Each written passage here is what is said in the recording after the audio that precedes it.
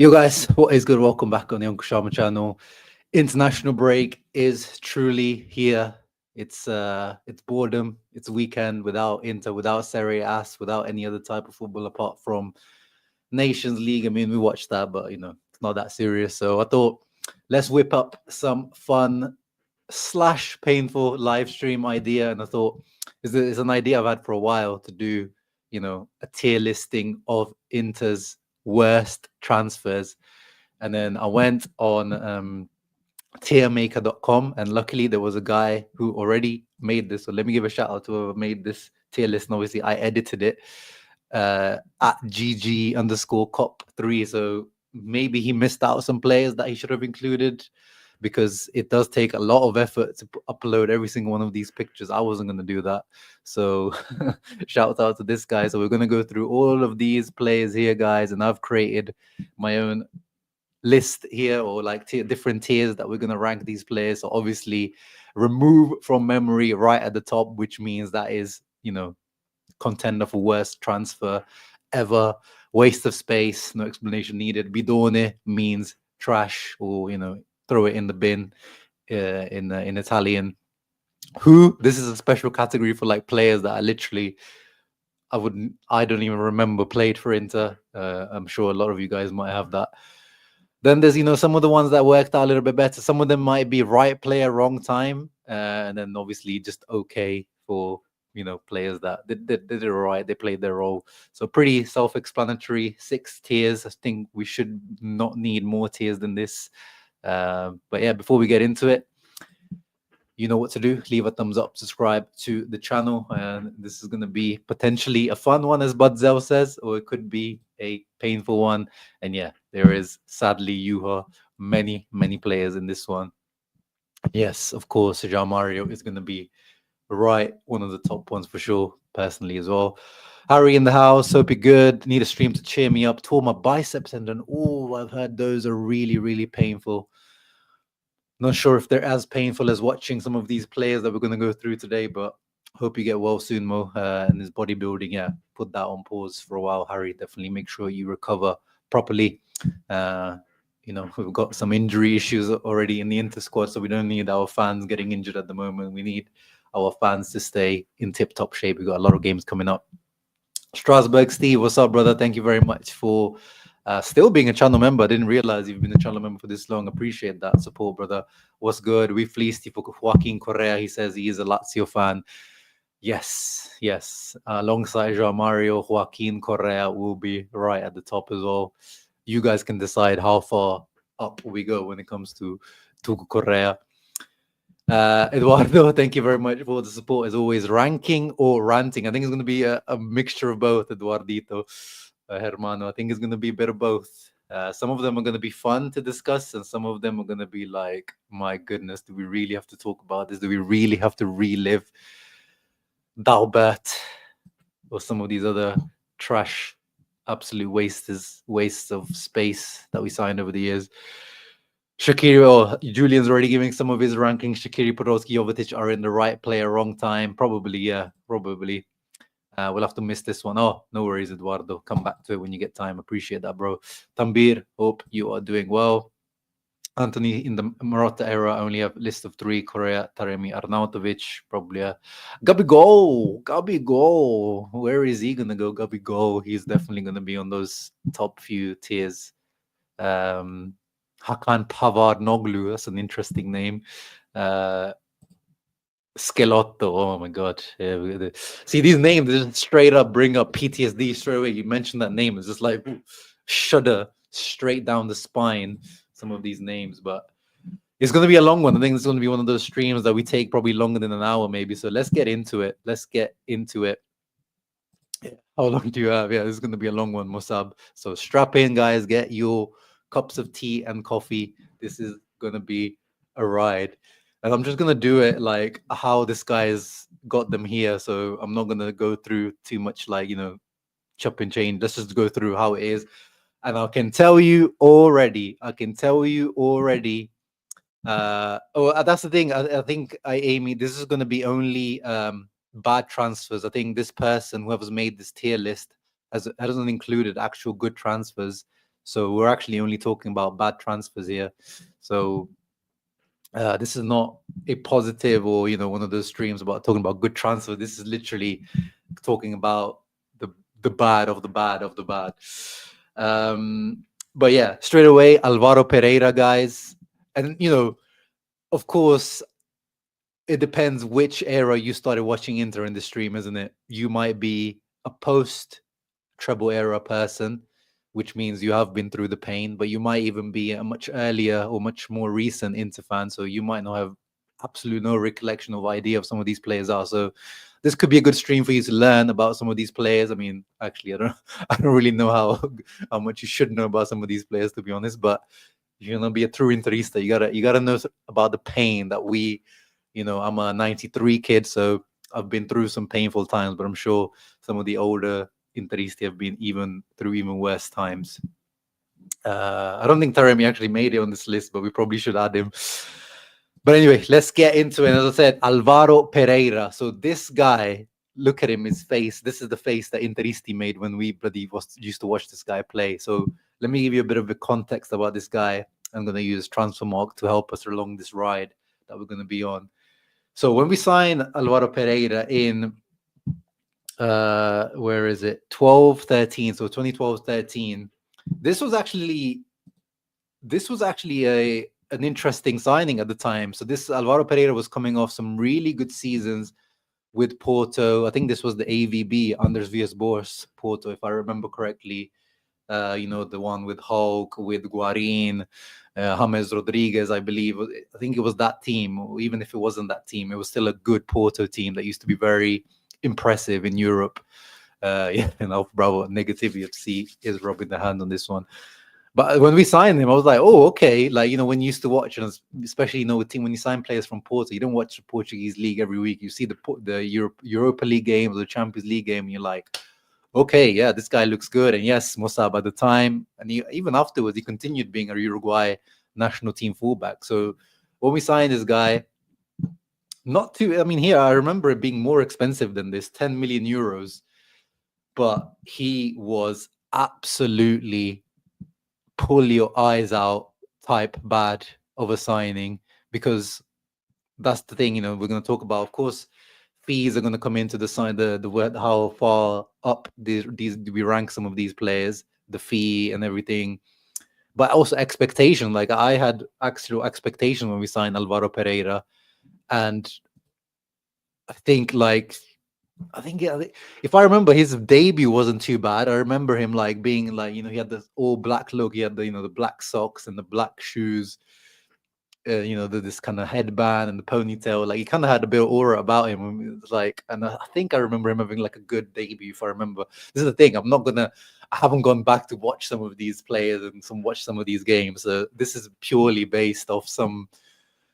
And for you guys as well, it's going to be based off a general idea of that period and some of these players. So we might be even wrong with some of them, but with Pereira, I honestly cannot go past a remove from memory. Like, I don't even want to remember this guy being some of his performance was really this bad. I don't know if you guys agree. Let me know Alpha Bravo is some of the older Interisti you watched post treble era Inter 2012, post obviously, but pure Banter era Inter. I want to put him right up there straight away. He was one of those guys, Alexandro levels of those Porto hype players that end up getting big moves. So actually, 10 million euros by Porto standards, these guys usually sell players for a lot more. Looking back, actually, 10 million wasn't actually too bad of a deal. I remember him for some reason. I thought it was more like 15, 20 million, but if transfer market is accurate, it's only 10 million. It's not too bad, actually. And then, you can see the fact that the season after he was loaned out, not even in Europe, to Sao Paulo. It shows you no European team, even though he was so highly rated, he was so bad at Inter that no one wanted him in Europe. Went on loan to Brazil, Sao Paulo first, and then Argentina, and then eventually, I'm surprised actually we got some money back for him, 2.5 million. And then you can see went back to Spain for a bit and then ended it in South America. So I'm pretty yeah, I think I'm happy with him. Removed from memory with Alvaro Pereira. Now, next one, Andreoli. This guy, if you don't know, if you watch Inter YouTube channel, if you watch the Inter TV, this guy is actually still involved with Inter. He's a presenter slash analyst they have on the channel. He was an Inter youth product, so he was a centre back. Again, I'm speaking to Interisti that might not know about him. He retired for 2019. So yeah, we sold him to Roma for 5 million from when he was coming up, which was pretty good. And then we signed him back as a free transfer in 13-14. And I don't really think he was a bad transfer, to be honest. I think he was a backup centre back in our Banter era. I think he just did the job. I don't really want to speak too much about Andreoli. I don't really have negative opinions about him too much. He played his role, useful for obviously the European lists when we were in Europa League and stuff, because he's a youth product. He was okay. Yeah. Cello says Androli was fine. Remember him all peak mid. Yeah, peak mid. Yeah. Maybe we could just rename this one mid, but I think okay, at least we'll go with that. Next one, Christian Ansaldi. Now, this one is an interesting one. So he, similar to Pereira, another fullback. One of the, I think you'll see in this list, in this tier list, there'll be a lot of fullbacks, because that's one thing we really, really struggled over the years. Post treble era, we just could not sign good fullbacks until we got D'Ambrosio, who was at least reliable.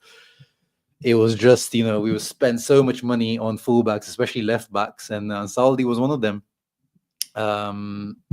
But let's have a quick look in terms of his cost and stuff. Christian Ansaldi, where is it? I know this is his stats, but yeah, let's have a quick look at his stats at Inter. 21 appearances in Serie A, only 1 assist in 1,500 minutes, and then 1 in the Europa League. So 2 assists in the whole season. How much did we sign him for? Whoa, 10 million, 10.5 million. Wow, that is more than I thought. Again, with Pereira, I thought it was more than 10 million, but I didn't know Ansaldi was 10 million. Some of these numbers, when you look back, it's like, wow, that is actually a lot of money. But he did have a good season at Genoa, which is why we signed him. And he was highly rated at Zenit before that. We should have really signed him straight from Zenit. I remember we used to be linked with him straight from Zenit. And then I don't know if some of you might remember this, on FIFA, he used to have like really high pace. Was he like in the high 80s or even 90, maybe on Saldi? Early, maybe FIFA 12 or 13 or something like that. But he was just, yeah, as Orochi says, bang average, expensive and ass, as Hinrigigo says. Chilo says, I wanted to like Ansaldi, some good moments, but generally left a lot to be desired. Yeah, he was one of these, like, I don't know if you guys would understand the comparison, but the current Cambiaso, the fullback, a guy that can cut in and out. He could play on both sides a little bit.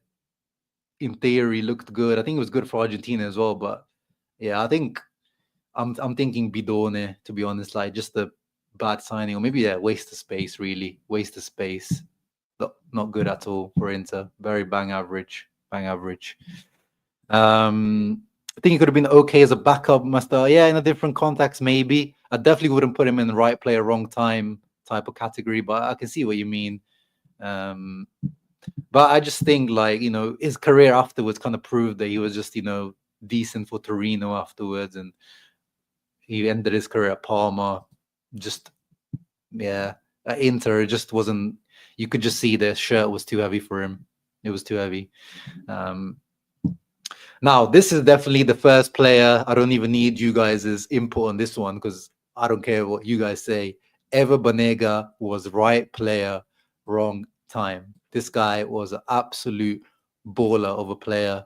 One of my favorite players of that era, when he was coming through as well as a young player in Argentina. He was one of the most highly rated youngsters in the world. He used to be in those videos, if you went on YouTube and you typed in like top 50 talents in world football, and he was always coming up, Eva Banega. Absolute baller. Exactly. Chilo agrees as well. Adrish agrees as well. This guy, let's have a quick look at his stats at Inter. Didn't even have that much of a bad time at Inter, in my memory. Still going at Newell's Old Boys. Nice. Good to see at 36 he's still going. He was always a bit on the chubby side. He was always one of those players that, looked always a little bit overweight. But yeah, I mean, he was a free transfer from Sevilla. So already, money-wise, he wasn't a flop for sure. And then we sold him back to Sevilla for 7 million. So financially, he was already a good signing anyway. It just didn't work out. Inter played him primarily in the 4-2-3-1 as a CAM that year, 17-18. Primarily, it was obviously Frank de Boer first of all, and then Pioli in the 4-2-3-1. And then, yes, what we remember him for, that Atalanta hat trick, him and Icardi both posing 7-1, wasn't it? Icardi had a hat trick and Bonega had a hat trick, and they both posed after the game with doing this and the match ball in their hand. Yeah, exactly. Both of them got hat tricks. There was some really big peak performances from Bonega that you remember from Inter, but in general, I would have loved for him to stay in later seasons as well. When he, if you remember in the Europa League final, this guy balled out against us when we lost to Sevilla in the Europa League final, when he was in a deeper role as a regista. I think he would have been great for us as a regista. I don't think he was a CAM really. So yeah, I think this one's a pretty easy discussion, or no discussion here. Ready as well. Right player, wrong time. I was going ready, man. I ain't said from you in a long time. Oh yeah, when he discounted Chilo, yeah. If you don't remember, there was a little altercation between Banega and Conte on the touchline in the Europa League final, and Banega did this to him, like making fun of his, obviously, Conte's wig or whatever, fake hair. I don't actually know what Conte's had done. Whatever he's had done is good, but I think it looks like more like a wig than an actual transplant, Conte's one. But yeah, that was pretty legendary little moment meme from Banega. Definitely rattled Conte, and he won the Europa League. He won that final. Next up, this is going to be a funny one. I want to let you guys decide on this one. Ishak Belfodil, my goodness. This guy, and I'm not lying to you guys, when we signed him, they were talking about him as, because at that time, Karim Benzema was coming up. So he was coming through as like the new or the next Karim Benzema, Ishak Belfodil. Well, actually, I think he ended up having a decent career afterwards, eventually in Germany. Where is he now? Oh, he's only 33 still. Jeez. Damn. So he's playing in Serbia right now. So that, I guess I have to take back what I just said. But it seemed like he was okay for a little while at Hoffenheim. Yeah, look at that. Even achieved a 15 million value eventually. But when we signed him, look at that market value of 13 million at age 21. What was his stat? Did he even hit 5 goals for Inter? I bet he didn't even hit 5 goals.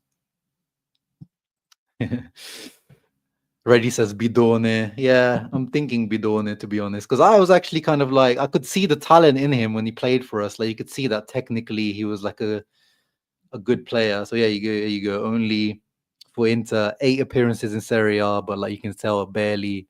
I don't think he had any starts in Serie A, and then Coppa Italia, 2 appearances. I think those were the only 2 starts and 1 goal. Awful, really, really bad. And then went straight back to, went to Livorno on loan, I think, and then Parma. Yeah. Nah, this is a certified bidone. Ishak Belfodil. Next up, Biabiani. Now this one again, I don't even know if I should really count this as because didn't we just own Biabiani anyway? I don't even know if he really should be here. And he's 36 as well.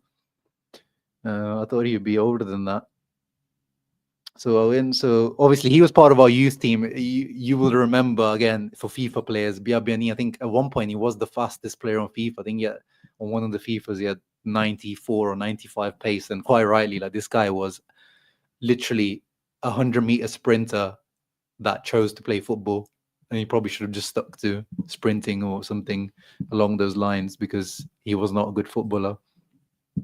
But yeah, so he came through the Inter youth, and then Parma bought him, and then we bought him back. Oh, there you go. So yeah, we actually spent money to buy him back. I didn't remember that.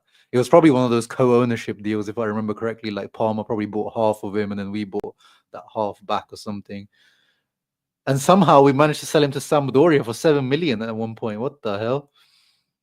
And then we re-signed him as a free transfer again in 2015. Like what the hell?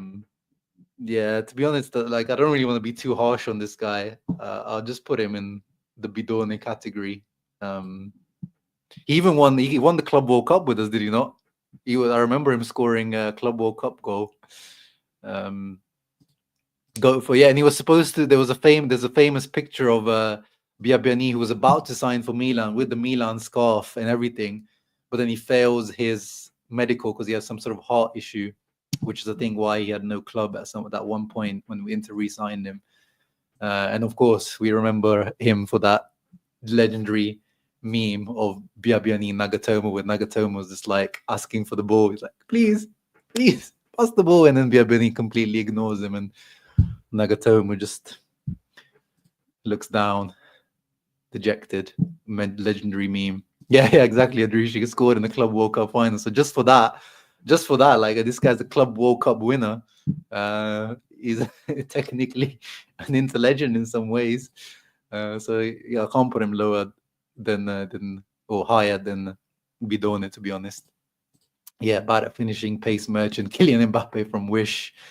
Brother should have ran the Olympics. Honestly, I think there was like some sort of, I remember reading some sort of article that said that this guy could run the 100 meters or 200 meters like at almost Olympic level. I remember reading, I can't remember if I'm right or not, but I'm sure I read something like this guy actually could have been Olympic level athlete if he wanted. Ibarbo, yeah, of course. Ibarbo, it was a Victor Ibarbo, yeah. Cagliari and Roma. Yeah, there you go. Mazembe. That was the club. Mazembe. Anyway, let's move on. Again, I don't really know why Biragi is here. Again, I didn't make this tier list for people that are watching this now. The tier list was actually made by this guy here. I'm just using and I've renamed the tiers here. So, but to me, Biragi, I mean, definitely not an Inter starting level player, especially Conte's Inter. But he was an Inter youth product. And he was okay. He was okay when he came back. I don't really see why he's on this list, to be honest. Not the greatest player, but had a good career after Inter at Fiorentina. Now he's at Torino. He's okay. I don't really want to spend too much time on Biragi. Now Ruben Botta. This was like, let's say Inter sign, I don't know, who's like an upcoming player from Argentina right now, but we sign him with an ACL. Like, let's say, who's that? The Mastantuono, the River Plate super talent right now. I'm not saying that Ruben Botta is as talented as Mastantuono, but I'm just trying to put you into perspective. Like, this guy, Ruben Botta, was coming from like really good seasons in Argentina. He was really a bit older than that, wasn't he? Or was it Argentina or Mexico that we signed him from? Alpha Bravo says Botta is the biggest flop ever. Yeah, and if you looked at his YouTube video, I mean, I never really was impressed by his YouTube videos that much, but he did look like really good, like left-footed dribbler, bit of pace, scores some bangers. Oh yeah, we signed him from Mexico. My bad. Yeah, Mexico. Actually, yeah, let me just look him up now. What did he do his career afterwards? Ruben Botta. Oh, he's still going. He's still going at Talleres in Argentina. 35 years old. Interesting. Where is he? Yeah, so you see here. So yeah, we signed him from. Oh no, it is in Argentina. Tigre. Oh yeah, I think people confuse between Tigres and Tigre. that season that when we signed him, so we did one of those deals where we got Livorno got him, but it was like we it was kind of like, it was all already agreed that he would just be there on loan for a while, recovering from his injury, and then he'll come back to Inter once he's fit. And then once he came back, it was just useless. He was useless. Free transfer, and then you can see literally the season after we loaned him out to Chievo, and that was it for his European. Oh, actually, no, he actually came back to Italy as well. I didn't realize he went to Bari at one point. Wow. Yeah, one of those wink deals. We got fooled by his YouTube highlights. Yeah, this is the thing. I was never really that hoodwinked by him, but you expect at least some form of quality, and he showed literally nothing at that time. Literally nothing. Did he even score a goal for Inter? I don't even remember. Oh, no, not current season. I don't even remember him scoring a goal for Inter. Let's have a look. No goals for Inter. Nothing. Barely even cracked like 400 minutes. Barely cracked 400 minutes in total for Inter. This is, whew, where are we putting him, guys? Ruben Botta. This has to be, like, I don't know if he, like, I don't want to remove him from a memory, but I don't think he was that bad where I want to remove him from a memory. But he was absolutely a waste of space, in my opinion. Definitely high in the rankings of all time. Yeah, definitely more. I mean, if people think Taremi is useless, he was definitely more useless than Taremi. FFP dodging back in the day. Yeah, wage saving. Yeah, it was something along those lines. Desperate times. We got fooled. Yeah, I think I'm happy to have him there. Let's move on to the next one. Hugo Campagnaro.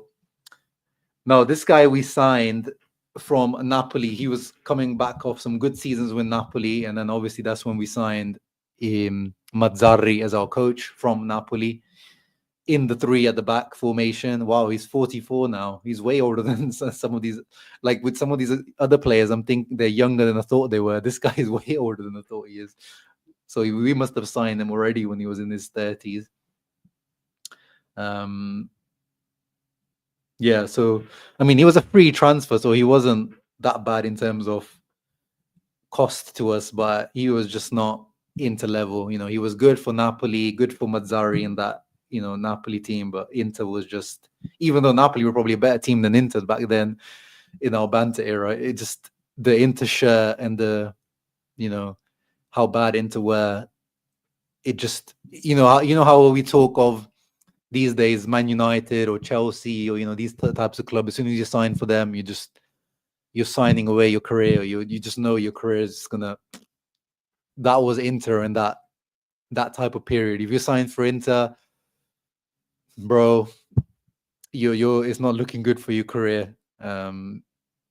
Yeah, for Campagnaro, it was, even though he was a solid Serie A level player, he just looked out of his depth, or Inter were just destroyed him.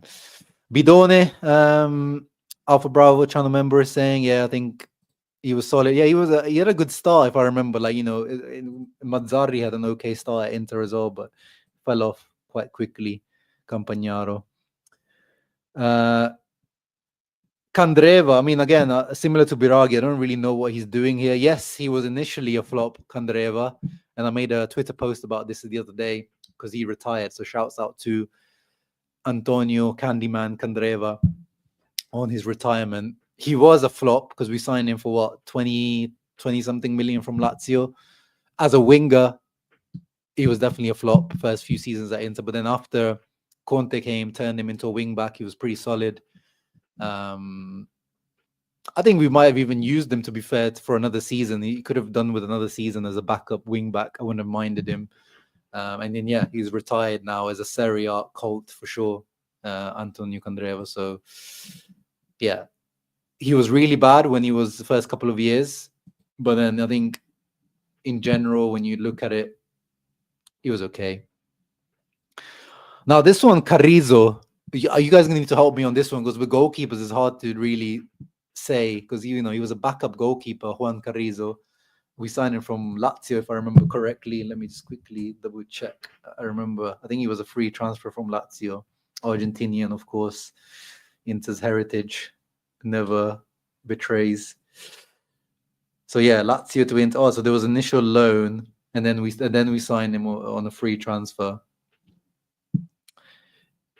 I remember him being good at Lazio, but then I don't remember him being good at Inter, right? Or am I being? I'm pretty sure I don't remember him being good at Inter. Pretty sure I remember streaming going to be. Yeah, I know, bro. I know. So just sit back, get yourself a cup of tea. It's gonna be one of them ones. Just yeah, you guys give me your quick like ratings for some of these upcoming next couple of next ones, because otherwise we're gonna be here till tomorrow. Some of you might enjoy it. I mean, I'm weirdly enjoying this, just kind of going through back some of these Banter era players, even though it's painful. Put him at who? Yeah, I think some of these, especially got backup goalkeepers, you like don't even really care. But I think he was a bidone, to be honest. He was a bidone. Yeah, shout out Strasbourg Steve Kandreva for sure. Especially as a Lazio fan, I can't blame you. He was on trajectory to become a really, big player. Cassano, I mean, absolute madman, absolute crazy, unhinged person, and fell out with Stramaccioni at one point. But I think he was pretty good signing.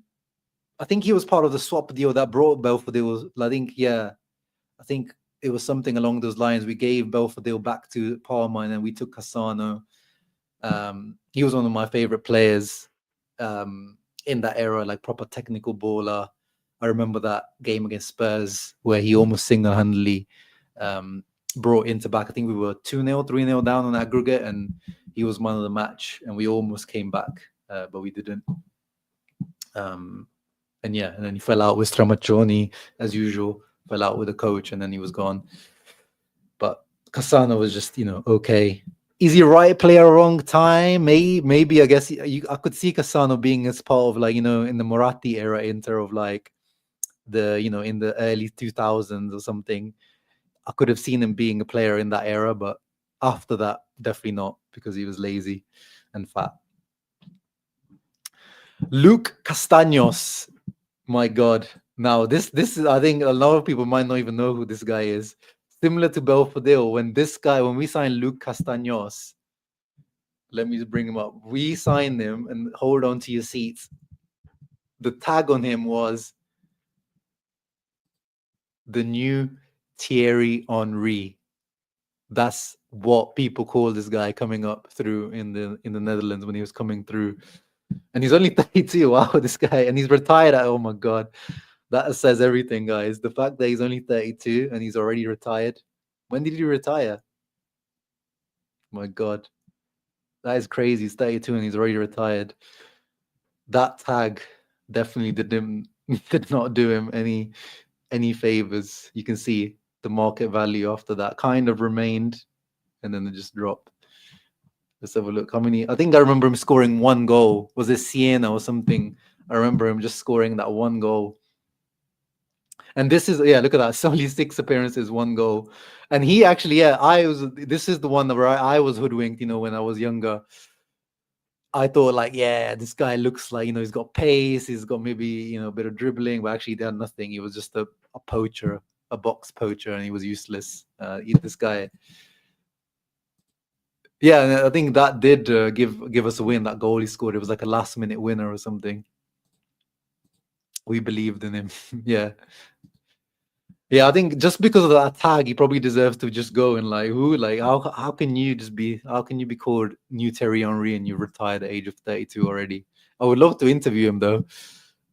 I think I have DM'd him on Instagram, but he never replied. But I would love to interview him just to see where did it go wrong. Cedric Suarez next. Like, this guy was at Arsenal. My God, this is probably another. I mean, he was okay. We had him for 6 months, wasn't it? In the Spalletti era, it was like a emergency signing. I'm putting him there. I'm putting him okay. Now, Coutinho, Filippo Coutinho. This is definitely right player, wrong time. Some Interisti remember him as a bidone, though, believe it or not, because we signed him when he was 16. and then left him at Vasco da Gama, if I remember correctly. Let me just double check. I am correct on that. And he's back at Vasco da Gama now at 32. Yeah, we signed him, and then I think when he turned 18, then we gave him 1 year on loan at Espanyol. And I remember I used to tune in at to watch some Espanyol games. I used to watch like Espanyol highlights just to watch Coutinho, and he had a good season. I think it was under Pochettino, Espanyol at that time. And then when he came back to Inter, I was excited for him, but it was the Rafa Benitez Inter, and he had a few decent games here and there, but you could see the talent, and I was fuming when Inter sold him for just. I mean, here it says 13 million because I think now they've included some of those bonuses, but at the time I think it was just like 10 or 11 million. Eventually, we got some bonuses when Liverpool sold him on, but this was like a scam. Liverpool scammed us and then sold him for, look at that, 135 million afterwards. Yeah, this was an awful Marco Branca deal. Really bad. Really bad. Yeah, that year in Spain did him a world of good. But you can see he still had like improvements to be made physically, which he did in the Premier League eventually. But yeah, he's definitely right player, wrong time. Now, Dalbert, let's go back to the top of the league. Remove from memory. Dalbert. Funny that the two left backs are the ones that straight in the remove from a memory. This is maybe my most hated Inter transfer. Because we paid quite a bit for Dalbert, if I remember, it was around 20 million.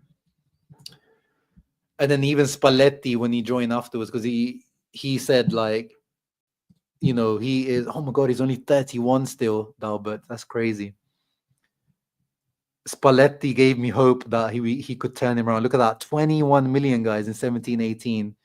And we signed him as the best left back. I think he was at that season, he got best left back or team of the season for Ligue 1 when we signed him from Nice.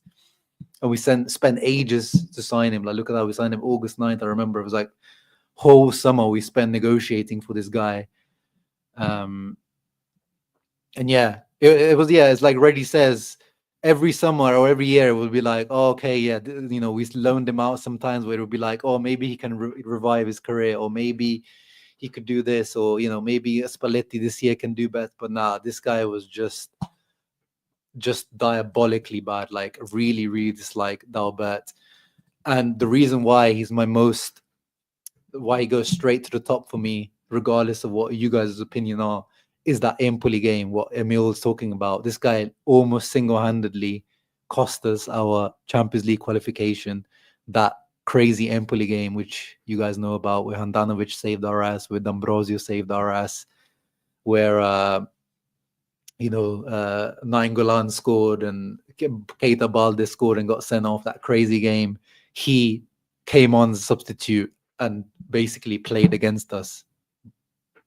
It was just, And yeah, the other day, if you've seen this new video released on the Inter website, on the Inter YouTube channel, the kind of this interview documentary with Lautaro, and they talk about, Lautaro's first goal for Inter was assisted by Dalbert, and I got PTSD when I saw it was him that gave him that moment. But that's probably his highest moment at Inter.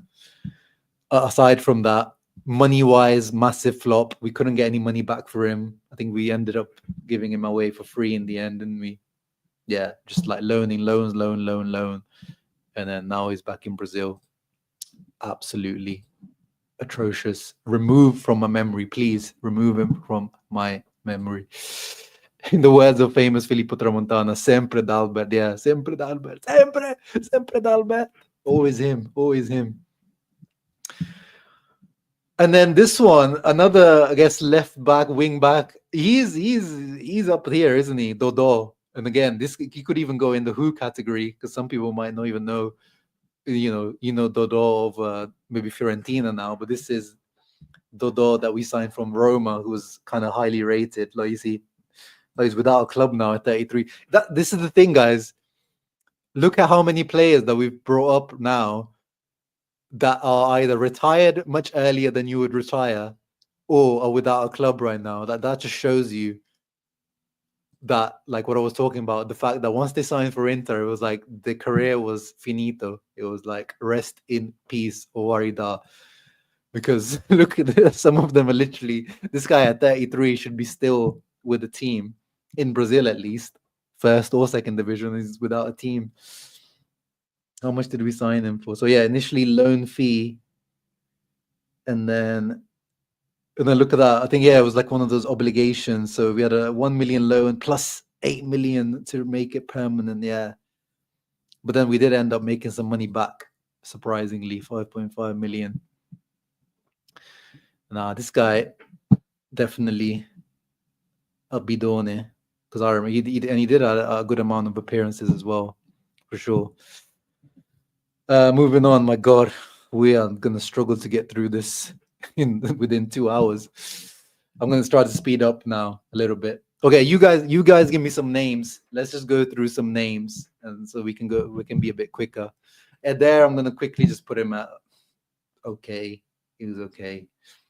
You guys just give me some names now, because otherwise we are gonna be here till tomorrow, and we're already on 42 minutes.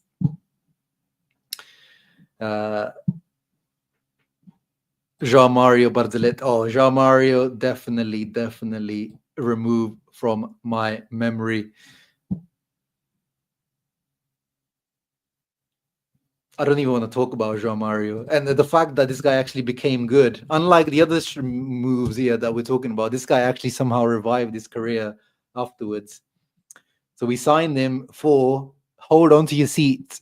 Hold on to your seat. Put your seatbelt on. I'm going to show you how much we paid for Jean Mario. And this was Banter era Inter.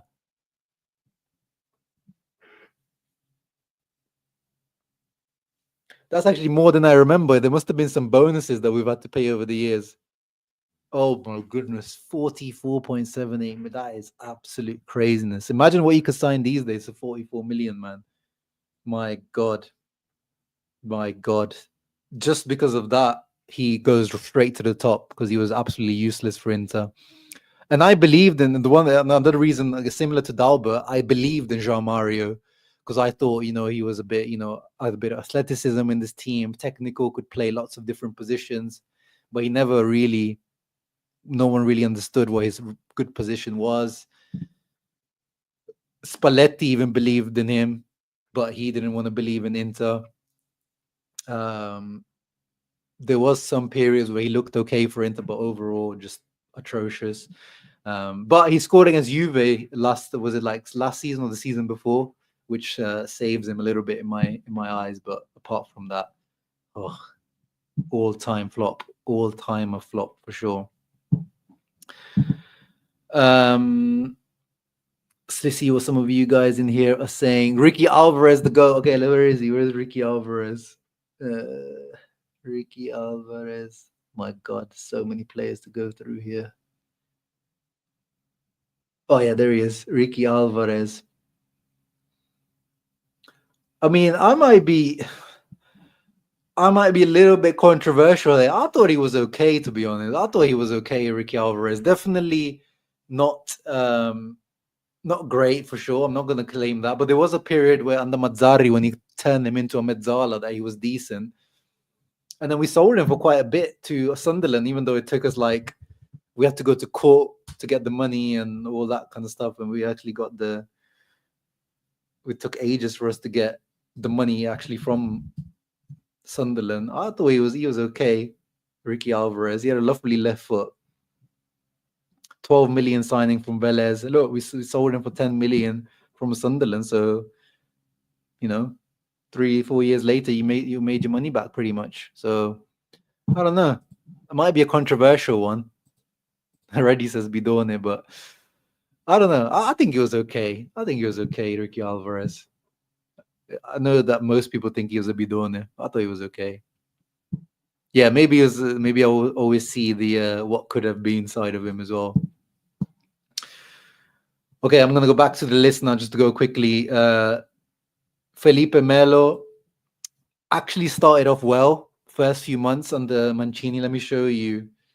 This was Roberto Mancini 15-16 season. We were first all the way up until match day 18, and then we just fell off the face of the earth. And then Felipe Melo was very good in this like beginning part of the season, but then yeah, I think he got red carded in this game here where we lost 2-1 to Lazio, and that was like the beginning of the end.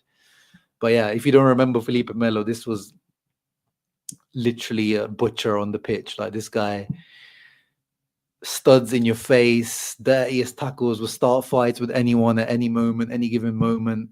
Yeah, but he still is an Interista. Like even now, when he's yeah, as Chilo says, even when he's interviewed now, even though he was at Juve, Fiorentina, he reps Inter way more. So I respect him for that, and he still supports Inter now that he's I think he's still playing as well at his age. But yeah, he's a bidone. Now this guy, this is definitely a who. Let's see if you guys know who this guy is. Let's see, chat. Do you know who this guy is? Because I know. If I'm right, I think this guy should be in the who category because I don't really think many people are gonna know who this guy is. Let's see. Let's see who's got the obscure knowledge. No, we already done Andreoli. We already did Andreoli. Yes, A16. Felipe. I don't even know if I'm gonna be able to like look him up here because I don't know like which type, how many Felipes are there in the world. Oh, Felipe Melo comes up. Or is it spelled like how you said, Felipe? I mean, just for this, he deserves to go in the who category because I don't actually know how to spell his name properly. Jesus Christ. There you go. Yeah, I mean, just for this, he's going, regardless of whatever the discussion around him is, he's going in the who category because if you can't even find him on the list, he's going in the who category. But he was one of those, like, if I remember, it was a free transfer or a loan signing, and he did his job. He was okay. He was like a backup guy. Or Gabigol, he's definitely Gabigol. If you remember the signing of Gabigol, the hype, Inter created, like, even, Intermedia House is famous for creating videos. At that time, we didn't even have a Intermedia House. And this guy got like a custom video. He was at the top of a skyscraper doing kick-ups. I think Pirelli was involved, and they tried to, make it look like it was the R9 signing from. They tried to like do a throwback of that Ronaldo signing. Yeah, like literally rooftop, Rio de Janeiro. This guy doing kick-ups and a big, press conference and everything. How much did we pay for him? Gabriel Barbosa. I think it was, if I remember, like 25, 30 million. He's still only 28. Wow. Whoa, Jesus. Pretty much 30 million we paid for this guy. Wow. Yeah, Gabigol is the definition. I don't know if I remove him from memory because like he didn't really do much wrong in Inter. He didn't really get a chance and he didn't really do much when he was on. But maybe we should remove the fact that we hyped him up so much. Yeah, the Pirelli ad remake of R9. The fact that we hyped him up so much, maybe we should remove all that hype for him. But yeah, I'm happy to put him in. Now, actually, the cost of him, I'm putting in waste of space because it was literally like we signed him instead of Gabriel Jesus, the one who plays for Arsenal, and that we definitely got the wrong Gabriel. Definitely got the wrong Gabriel. Forlan, bad at Inter, but definitely right player wrong. Well, actually, it depends how you look at it. He was already old at the time we signed him, so maybe if you think about him when he was younger. But I think this category is more like right player at that time. Like, when we signed Banega, that was the right player. Forlan at age 32, 33, it's not really the right player. Maybe, yeah, if you're talking about Forlan before, but I think it's in the moment that you sign that player, the right player, wrong time. So for me, he's a bidone. He was awful for his, pedigree, his reputation. I think, even at his age, he still could have done good at Inter, but he was just like, oh yeah, that's true. We did get some money back for Gabigol. How much money back did we get for Gabigol? 17.5 million, which is pretty good for a Brazilian team, to be fair. But yeah, still just about half, over half. Yeah, I'm still putting him in like waste of space, Gabigol. I'm leaving him there. For removed from memory, I think that would be a bit harsh. Waste of space, maybe waste of space. Yeah, maybe I'll move him up to waste of space because he was really annoyingly bad. Bad he was. Gargano, he just wasn't good enough for Inter. Like, I feel some of these players is like they just shouldn't have been signed for Inter. You know, like they just weren't Inter quality. Even a Banter era Inter, like Gargano, just a player with very little technical quality, just a bit of a pit bull on the pitch. I can't hate him, but he just wasn't good for Inter. Again, signed from Napoli, was good under Mazzarri and that system, but just wasn't that good. Waste of space, maybe also could go up to waste of space. I'll put him there then. Bidone category. Okay, yeah, fair enough. Bidone category, you expect something from the player. No recent players, Zeki, no recent players. And I didn't make the list, so it seems to be recent signings from like last couple of years, I think. Nukuri, oh my god, this guy. Only real Inter fans will remember this guy. Literally, Roberto Mancini threw him on in the Milan derby, and he balled out. He actually was really good in this Milan derby. Just threw him in. He was like 19, 20 years old, straight from Primavera. And then he has some sort of heart issues and he just had to retire from football. And now I don't even know what he does. I think he got like, I'm sure he was like some sort of controversy about his age. That apparently he lied about his age or something. Yeah, we're gonna go through all the players. Like, this is gonna be a long stream. Yeah, heart problems, poor lad. Bored for one match until his heart stopped. Yeah, literally. I know Bobby Marley. They're giving PTSD, some of these players, for sure.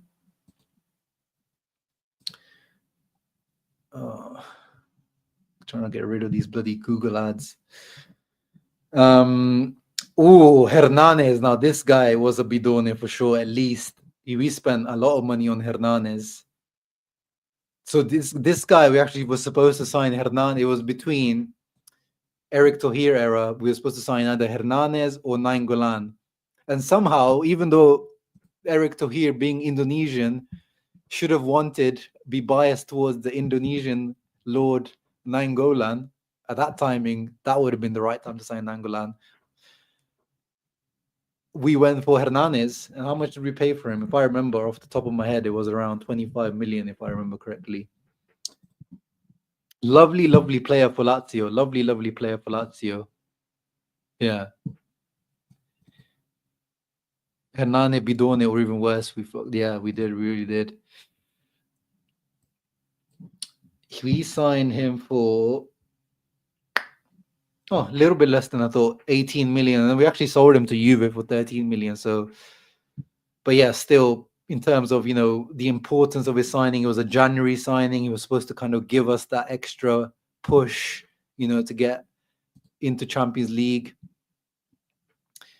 Yeah, he wasn't. What was his stats though? I want to have a look at his stats, because I definitely don't remember him fondly. But he did score some good goals. He scored free kicks for us. I think a couple of free kicks he scored for us, which was always nice for Inter. Il Profeta Hernanes. Yeah, so for Inter, 14-15, he had 5 goals, 4 assists, 2 goals, 4 assists the season before from January. It's not too bad of a return, to be honest. But I think the problem with Hernanes is the what if, like, we sign him instead of the up and coming Nainggolan. And for that reason, I think in terms of like that opportunity cost, he goes in the Bidone category for me. Oh my God. And now we've got the Lord of the Lords. I don't know if it's removed from memory, because he actually became an actual meme in an enjoyable way. Like, if we remove Jonathan from our memory, we wouldn't have the Jonathan Il Divino memes anymore.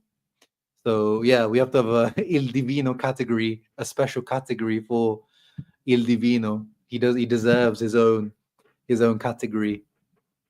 And if you don't know who this guy is, we signed him. He was supposed to be the new Maicon from Brazil, straight out of Santos. We signed him, and then he was on loan. Where was he? Where did we loan him to for one season before he joined us? Was it Cesena or someone? Oh my god, I'm not gonna find him. What was his Jonathan Moreira or something? What was his name? Full name? It's gonna be impossible to find him. Okay, Jonathan Inter. Yeah, it was Moreira. I was right. I'm ashamed that I remember his name now. Oh, he doesn't even come up. That's how bad it is, guys. He doesn't even come up even with the right name. Oh, there you go. How much did we pay for him? And how long did he stay? Oh, for God's sake, these adverts. F off. I've got ad block as well. Clearly not working. Only 5 million, so he was cheap. And how many games did he play for us, this guy? Inter fans will really just remember him for just, yeah, he was the face of the Banter era, really. That's why we can't remove him from our category, because he is the face of the Banter era. Look, he had a lot of appearances for Inter. Or Parma, yeah, Parma, sorry. He was at Parma on loan for a while. And actually, he was decent. He was decent. 12 games, one. Yeah, look at that. He played a lot for Inter. And then he scored a really good goal, one goal, guys, if you remember him and Tommaso Rocchi combining. Like Rocky back heels it back to Jonathan, and Jonathan hits it first time. It was like a beautiful move. But yeah, he deserves his own category, to be honest. 5 million 15 years ago was a lot. Not for a team like Inter. You saw like some of the transfers we made. Like Ansaldi was 10 million, Adalbert was 20. Like for a team like Inter, even 5 million back then was, yeah, decent, sizable amount, but not like loads. Stevan Jovetic, yeah, he probably deserves the category of just injury prone, too many injuries. Jonathan under Inzaghi would cook. Inzaghi can elevate anyone, to be honest.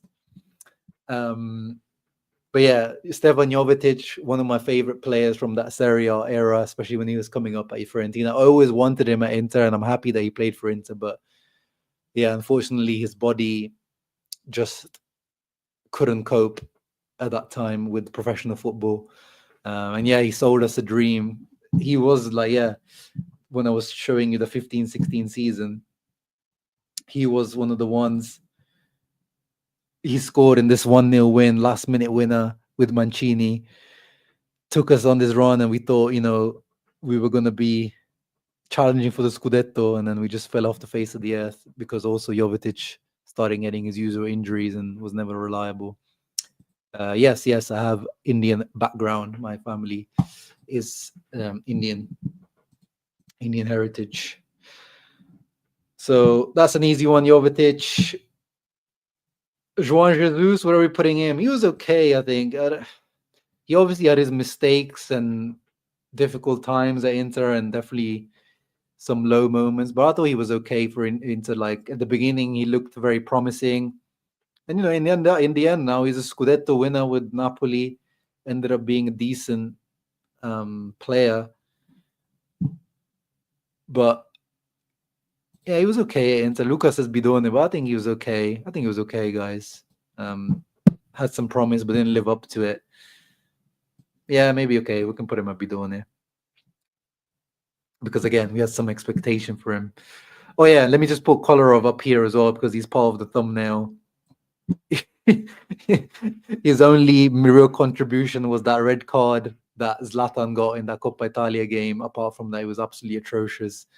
We have no idea why Conte wanted him so badly. He was absolutely finished. We do have a trash category. Is bidone means trash, Bobby Marley. Caramo. I mean, Jan Caramo, we're like, I feel harsh putting him in bidone, but then like he wasn't okay. He had that one amazing goal against Bologna. he didn't really do anything. So I feel kind of harsh. Maybe needs a category of just like, didn't even really play much at Inter. Thank you, Zeki, for the live and the sorry for the donation. Appreciate the live. Which tier would you put for? Oh, this guy and Frattesi. My goodness.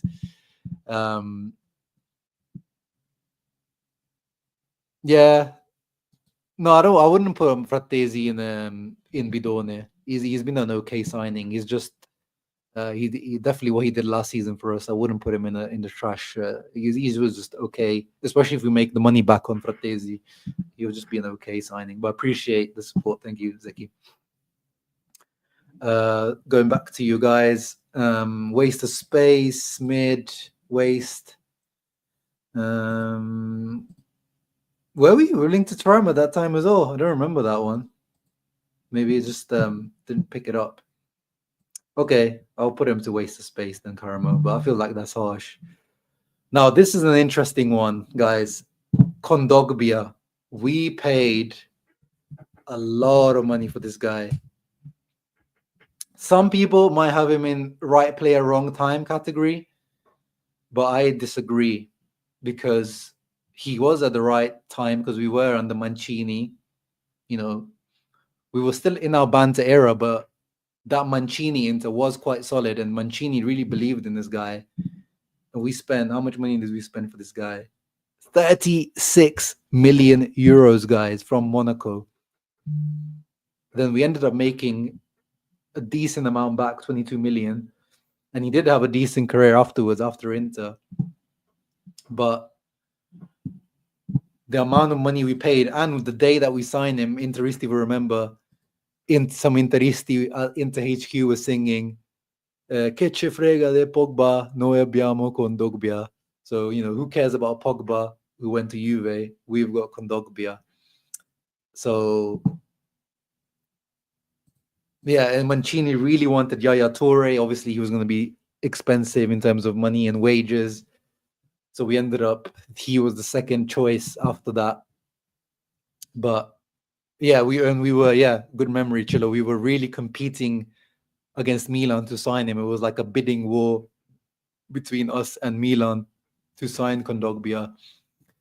And yeah, I think, like he was wanted. Arsenal wanted him. The whole of Europe wanted him. So he has to be at least a bidone. At least a bidone. Wow, Julian even has a Kondogbia kit. Yeah, we really had like expectations for this guy. So definitely he goes in the bidone category.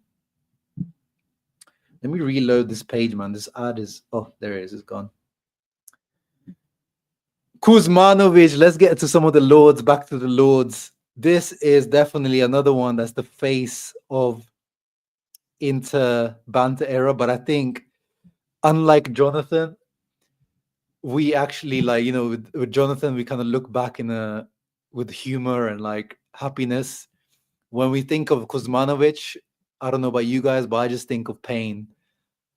It just gives me pain and it just gives me PTSD and sadness. Because this guy, Kirby's GOAT, shouts out to Kirby, but this guy just brings back really, really bad memories. I'll check it out, Zeki. I've never heard of it, but I'll check it out. And he used to be good when he was coming up through Fiorentina, if I remember correctly. When he was younger in Serie A, he was decent. But then when we brought him back, where did we sign him from, Kuzmanovic?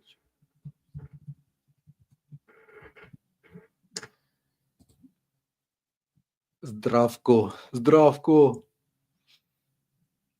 So he was Basel, Fiorentina, Stuttgart. Oh, yeah, we signed him from Stuttgart. Signing him from Stuttgart. Only 1 billion, but like even that, and the fact that we actually somehow made money on him afterwards when we sold him. But he was an actual starter for Inter. I think that was the issue. Like he ended up being a starter a lot of the time. So for that reason, he is to me a removed from memory player, Kuzmanovic. Like he has to be, it's just part of that history I want to remove of Inter. Oh my God, we are never going to get through this list. We're already 1 hour through. What shall we do, guys? Just I'm just gonna go through it. I've got time today. If you're gonna stay through it, stay through it. I've got time today. So if it ends up being a 2-hour long stream, I don't care. Still more technical than Fratesi. That is the truth. That is the truth. That is the truth. Rene Crin, he was just a youth player. Like, again, some of these guys, I just feel harsh them being, as I said, I haven't made this list. Some of these are like, what did you want from this guy? He had some appearances under Mourinho. And then I think he came back from his loans, and yeah, he was just, I feel harsh on some of these guys. Oh yeah, Mvila. Let's do Mvila. Where is he? Where is this guy? Yeah, Jan Mvila. This guy was a guy that I definitely had hope for again.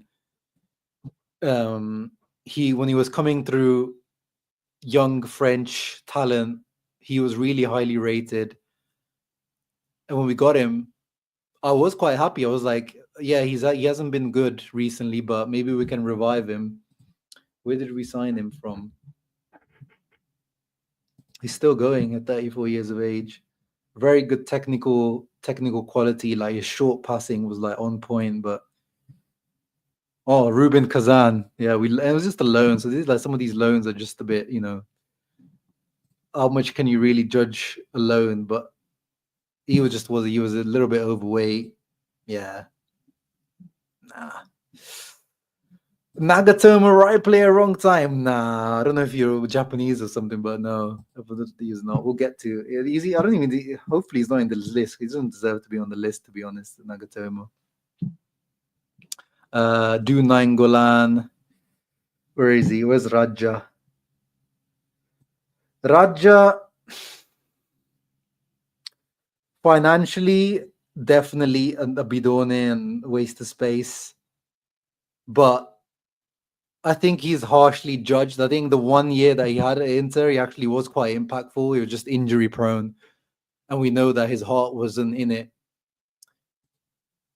He wanted to stay at Roma. He didn't want to sign for Inter. We spent a lot of money for him. Was it like 35, 40 million in total? Plus, we sent Davide Santon the other way. But he scored the goal. People forget he scored the key goal to get Champions League in that last game. And then he had, is it one? He's still going. Didn't he get like fired recently or something? Or he didn't get like dealing drugs or some crazy headline or so. Oh, Raja. Yeah, look at that. 38 million. And then obviously we made no money back. We had to like cancel his contract, I think, at the end or something. So in terms of that, definitely a massive, massive flop. But maybe I'm biased on this one because I always like Raja, and I wish we signed him instead of Hernandez. But I wouldn't put him more than that, because I think that 1 year that he did stay at Inter, he did have his impact. And yeah, I watched that volley live against Juventus. I was there at San Siro to watch that game, and I saw it. The amazing volley he scored with Politano.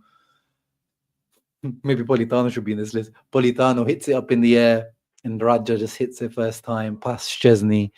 Amazing goal. Oh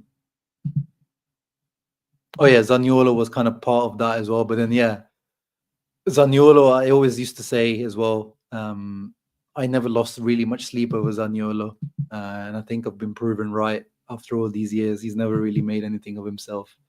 Obviously, the ACLs, injuries haven't helped Zaniolo, but his attitude definitely didn't help. I can move Raja up if you guys think he should be higher than this, to be honest. He deserves it for just being shit attitude when he signed for us. But I thought he did have decent impact. Love these long stream. Well, I don't do them that often, so yeah, enjoy it. Enjoy it. Who shall we do next? Let's see what you guys have put in. Mariga, trouble winner. Yeah, I mean, this guy Mariga, again, I don't know why he's really here. He was just, played his role in the trouble winning team. And then afterwards, he was just okay. He wasn't great, but I don't have any like really negative feelings towards McDonald. Mariga. And he's a politician in Kenya now, if I remember correctly. Chana Erkin, he's here on this list. He should be. He's definitely going in the Who category. Chana Erkin, is he here? I can't see him. Who the hell is this guy? I can't even really see. Oh, is that Podolski probably? Chana Erkin. I mean, whoever made this list, yeah, it looks like he's not here. He should be in this list for sure. I mean, what the hell is Ashley Young doing in this list? That's what I mean. A couple of you asked me to do Vidal. Vidal. And now, some of you know, if you follow me for a long time, similar to Raja Nangolan, Vidal is someone that I wanted to enter for a long time. So I'm quite biased when it comes to Arturo El Rey, King Arturo. But obviously, again, similar to Hernanes, is the opportunity cost of Arturo Vidal. So when we signed him, Conte wanted him, scored that great goal against Juve in the Inter-Juve game to beat Juve, very important. That's when we started to win the Scudetto that year. But you could argue the opportunity cost of signing Vidal instead of Tonali, because remember, Inter was supposed to sign Tonali. Everything was agreed. Maybe you could say there is rumors that Tonali was pushing for Milan because he's a Milan fan, whatever, if you believe that. But the reality of the thing is, Inter had agreed a deal with Brescia, but Conte didn't want Tonali. He didn't think he was ready at that time. He preferred people like Arturo Vidal, Kolarov, which again, I always say, give Conte whatever he wants that season. If we wanted to win that season, we needed to win the Scudetto that season. I don't care if you sign a 55-year-old. If that's what Conte wants, just give it to him. So to me, Vidal is okay.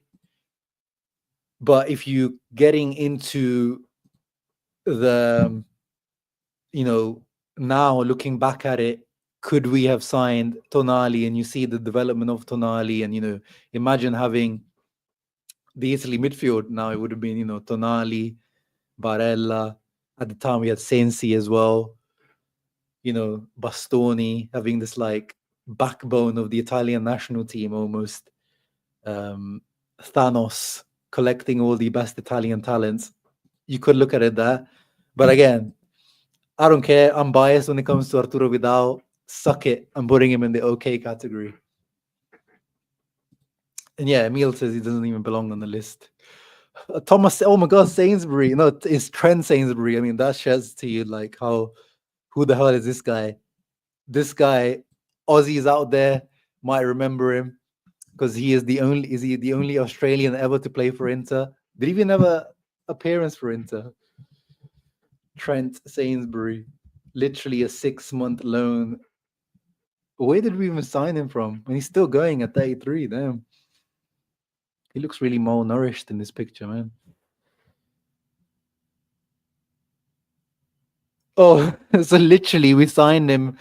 I didn't remember this. So we signed him from Jiangsu Suning. So it was literally a scratch your back from ourselves. Like we just scratched our back because obviously we were owned by Suning back then. So we loaned him to ourselves for 6 months. And did he even have an appearance for us? I don't remember a Trent Sainsbury appearance, but I'm sure he must have had like a throwaway, just substitute appearance or something. He must have. Yeah, there you go. One appearance for 19 minutes. The only ever Aussie to play for Inter, unless you want to count Christian Vieri, because obviously he was brought up in Aussie land. Some proper lords in this list, man. Proper lords.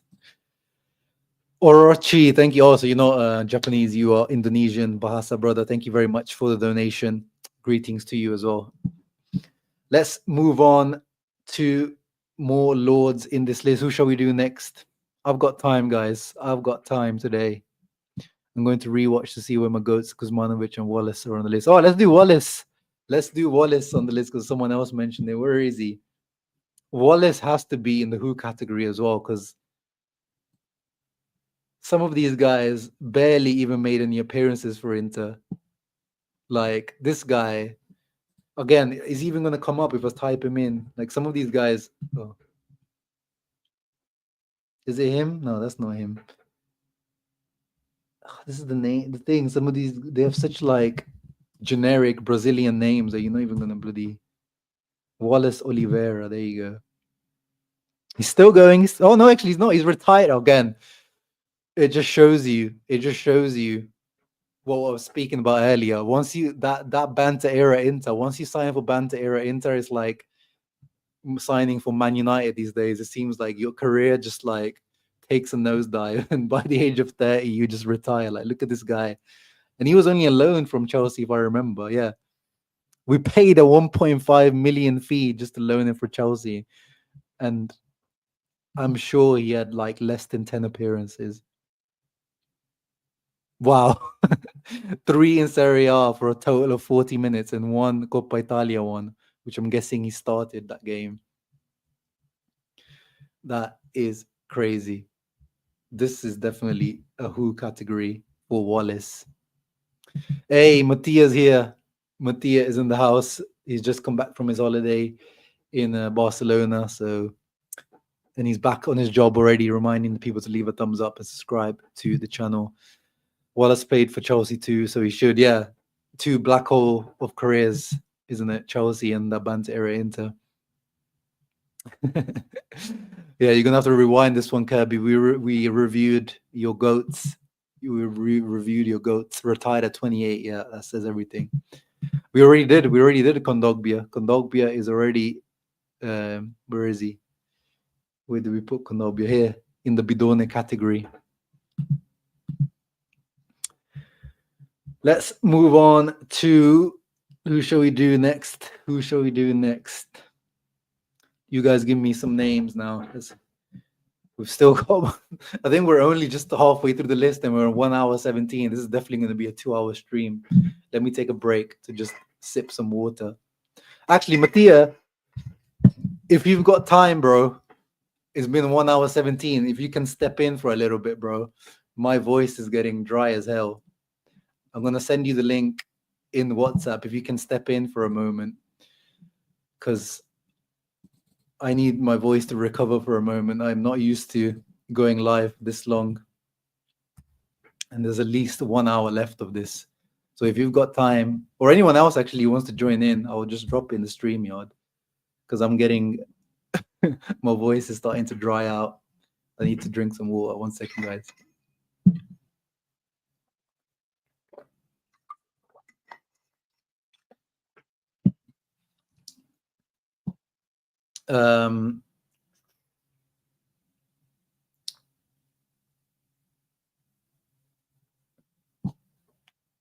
Okay, so let's get back into it. So, oh no, don't worry, we didn't slander Kuzmanovic. Okay, no, fair enough. You make sure you recover. Medel, that was the first comment after I asked. So Gary Medel, he was okay. Similar to, we talked about Gargano earlier. Gargano was definitely out of his depth at Inter. He wasn't good enough at Inter. Where do we put Walter Gargano? In the waste of space. But Medel was kind of like an improved version of Gargano, worked hard, maybe not technically the best, but he could even, at some points, he played even centre-back for us.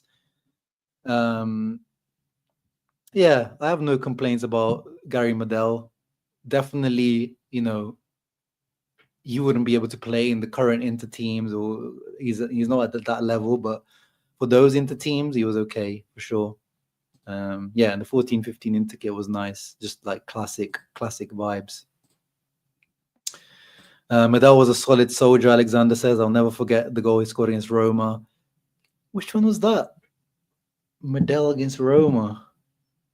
I really don't remember Gary Medel scoring.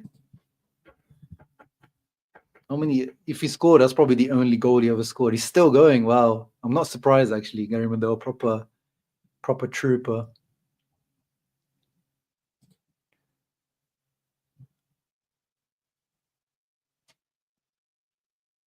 Yeah, that was literally his only ever goal. And I don't even remember it. 1-0 versus Roma. Damn.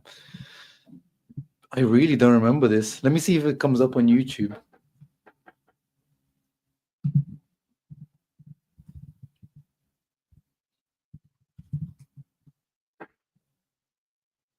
Oh yeah, here he is.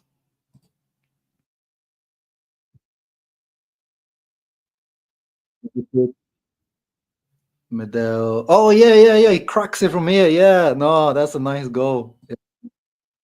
That's a nice. That's a nice. If you're gonna have one goal for Inter, it's nice to have a goal like that. That was good.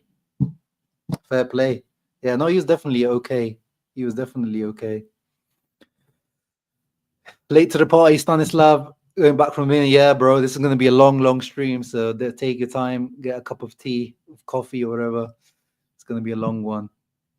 Yeah, Kirby, I haven't made this list. I've explained this before in the stream. Someone else made this list. So I think it's post 2010. These a lot of these signings. And a lot of them I don't agree them being here, some of them.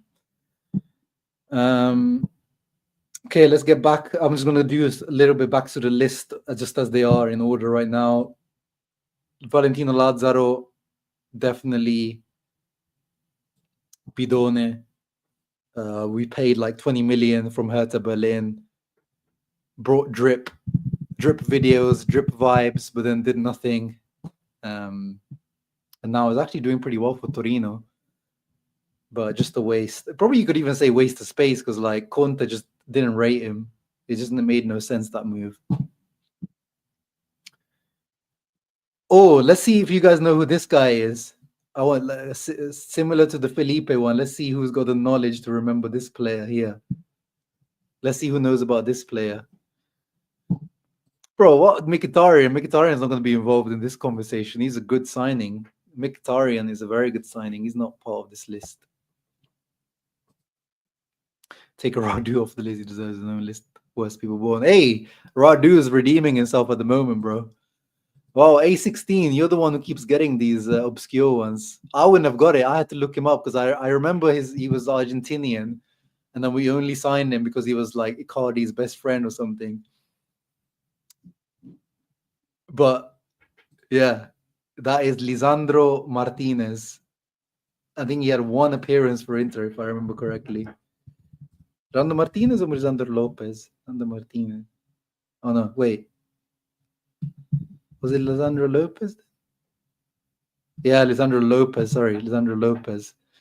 Again, that shows you why he should go in the who category. I'm sure he made like one appearance for Inter. We signed him as like a backup. Yeah, there you go. One appearance for 45 minutes. And he was just there to like make mate for Icardi at that time. Lazaro, yeah, he was awful on Newcastle loan as well. Absolutely nothing. Yeah, yeah. Marco Levi, I don't know why he's in this. Again, some of these guys, I just don't know why they're in the list. He was just a youth player for Inter, so I don't know why he's in this list. Yeah, let's do Adam Ljajic. Adam Ljajic. We already did the Trent. Adam Ljajic. This is another player like similar to kind of Jovetic, but maybe the difference to Jovetic, it wasn't really injuries. He was just talented player, very talented player, absolute baller technically, but yeah, no, I don't know, Emil. Like as I said, I didn't make the lists. A lot of these guys I wouldn't put in. Like a lot of these loans with barely any appearances. Ljajic. I mean, some people are saying right player, wrong time, but he had his chances at Inter. I just don't think he was cut out. I mean, in his career afterwards showed that he was very, very talented player, very talented guy. Just never really lived up to his potential. I'm putting it. Yeah, I'll put it in the okay. I don't really know if he's right player, wrong time. Yeah, he had attitude problems. Like, I mean, yeah, that famous video of him, his coach literally tried to beat him up because of his attitude. So yeah, I'm not really too. I'll put him in okay. Who shall we do next? Lord Nagatoma. Is he on the list? Oh yeah, he is on the list. They didn't notice him. He shouldn't be on the list. he was okay for the time. Some people, I feel like some people really overrate Nagatomo. Some people think like he could play a part in like this current Inter and things like that. I mean, he was a hard worker and things like he wasn't awful for sure, but he has some really bad moments. For instance, some really like awful mistakes and like brain dead moments. But he was a hard worker, versatile, and for Inter at that time, he did his job. I'll be real. Sorry, I just need to turn the heaters off. I'm like boiling in here. Open this window. Yeah, Lord Nagatiello is in the okay category. He shuts down Salah but effed up Callejon. Yeah. You remember that mistake against Napoli. Let me know if you guys can hear the noise from the road. If you can hear the noise from the road, I'll shut the window. Who shall we do next? Hot take from Kirby. We lost the ability to compete the 1 year we sold Melo in the winter window. He was the only leadership we had that year. Yeah, that is a hot take. That is a hot take. I know he definitely was a leader, but he was there when we lost our head, you know, in the Mancini era already. So I disagree with that. He was there when we dropped the ball when we were first under Mancini. Kirby and his Banter era takes, yeah. Shall we do some of the more recent ones now? Like, I mean, again, I don't know what the hell Ashley Young is doing here. Let me get all these stupid ones out of the way, actually. Yeah, like Miange, Sena Miange, and Bai, like all these youth players, they don't deserve to be here. It's harsh. Rolando, he was okay. Like, yeah, why is he here?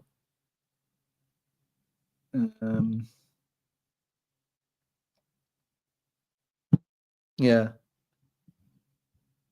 I think that's about it. Yeah, Pazzini. What's Pazzini doing here? Pazzini was fine. Pinamonti, like, what the hell? Like, some of these. Yeah. Joy Lobi, waste of space. Again, but he's a youth player. Like, I don't really know. Was he really a waste of space? I don't know. What do you guys think about Joe Lobi? I thought he had a period when he was coming through there. He was kind of promising, like, I think it was Stramaccioni or someone converted him to a wing back, and he actually was decent as a wing back for a little bit. Under Ranieri, I remember when he was playing as the flat 4-4-2, he was okay. It was just like a hard-working winger. Obviously not into quality, but I thought he was just, I don't know. I think all these youth players, they're not really transfers. I'm just going to put him here as okay. Schelotto, of course. Let's go to Ezequiel Schelotto. Legendary moment, meme moment of him scoring in the Milan derby, having tears in his eyes. That is a moment that us fans as Interisti dream about doing what he did. Clearly meant a lot to him. But this guy was absolute dog S for me. Like, I hated when we were linked to him at the time. Like, I never rated him when we were linked to him. And I hated that he got even called up for Italy. He was just like a hard-working, athletic winger. But I had no idea why the hell we signed him. Yeah. And we weren't even playing with wingbacks at that time. We were like, if it was on the Mazzarri or like with wingbacks, I would understand. But this guy was like awful winger. To me, he was an absolutely, atrocious player. Is D'Ambrosio here? No, it can't be, surely. No, there's no D'Ambrosio here. Luckily. As I said, I didn't make this list, so I really disagree with some of these picks in here. Yeah, ended up playing at Brighton as well.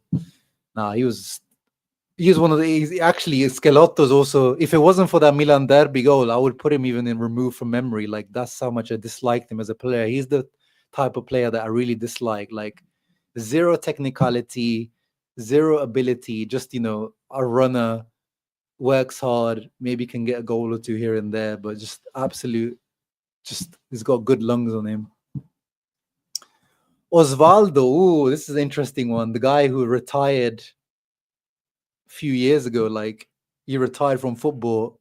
I think it was even before he was 30, and decided to become a full-time rocker. Like he just started a rock band and just thought he's going to focus on that.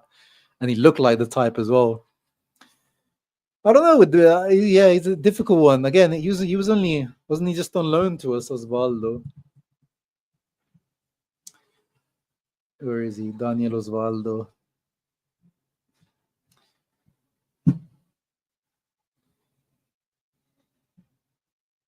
Where is he? Inter. Yeah, he was just on loan from Southampton. So these loans ones is hard to judge really, but I thought it was all right. Obviously, there was that famous falling out with him and Icardi.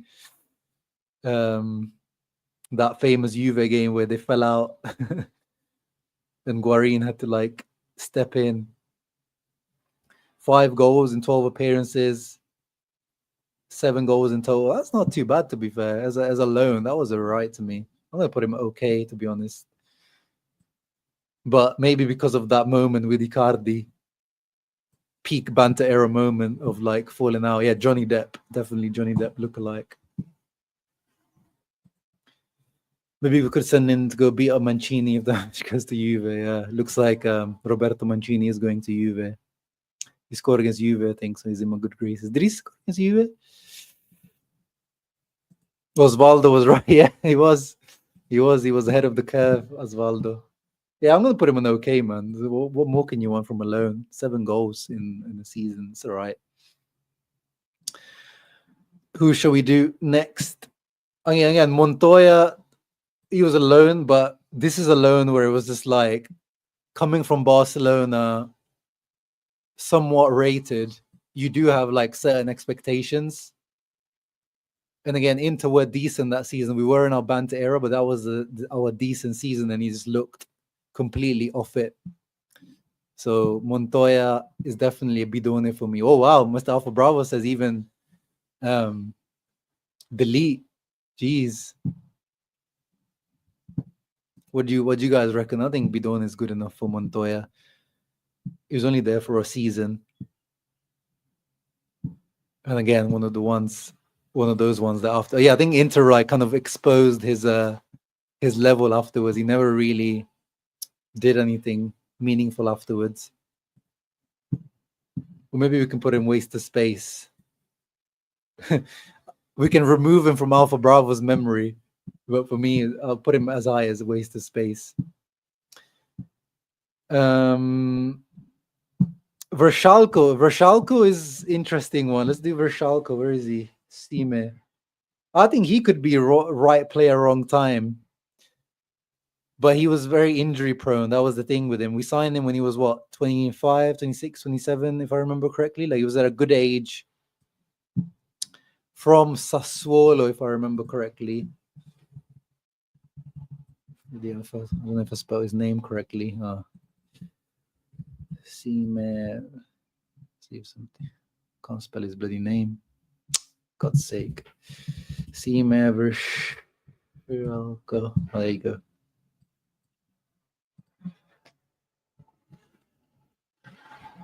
Where did we sign him from? Sassuolo, or was it Atletico? No, Atletico. Yeah, Atletico signed him from Sassuolo. We paid a 6.5 million loan fee, Jesus, and we didn't even take the option afterwards, obviously, because of his how injury prone he was. And he ended up being injury prone for the rest of his career, really.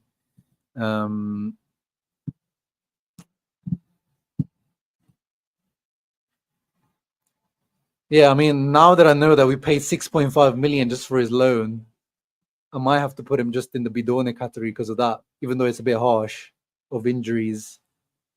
But otherwise, I thought, I think if we sign him, I wanted to sign him Vershalko from Sassuolo. We used to be linked to him when we was at Sassuolo, but Atletico came in. I think if we signed him from Sassuolo, I think he would have been a good long-term right back for Inter. But yeah, he was just finished already before he joined us. Yeah, he like gave all his everything in that World Cup for Croatia. Where is Joaquin Correa? I mean, well, we can do Correa if you want now. I mean, we all know where Correa is going. Well, how high he's going depends on you guys, but he has to be an all-time, objectively, 35 million euros at the right. So we signed with Correa, you got to remember, at the right age, 27 years of age, we signed him. So peak for the right coach, the coach that made him have his best season at Lazio, Simone Inzaghi, at a team that, you know, he wanted to play for. You know, there was pictures of him going around before we signed him when he was younger. He had trials at Inter. He wanted to play for Inter in a league that he knows, Serie A. Like, every single factor was on Joaquin Correa's side in a 3-5-2 formation. So everything, all the factors that you can give to a player to succeed were there. And I think he did have an okay first season outside of the injuries. But after that, it's just been an absolute waste of space for me. Alpha Bravo says, ask about Correa at the end of the season.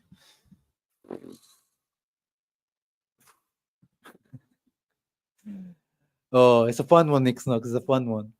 It's worth going back, I promise you. John says, erase him. Julian says, best grill master in Inter history. Yeah, obviously, if we're just rating him on chef skills and providing team building ability skills with his azados, he's top of the list.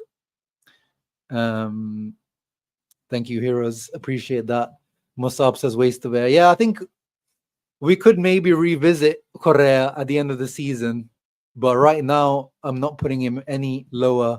Oh, Moby, don't do that. Don't do that.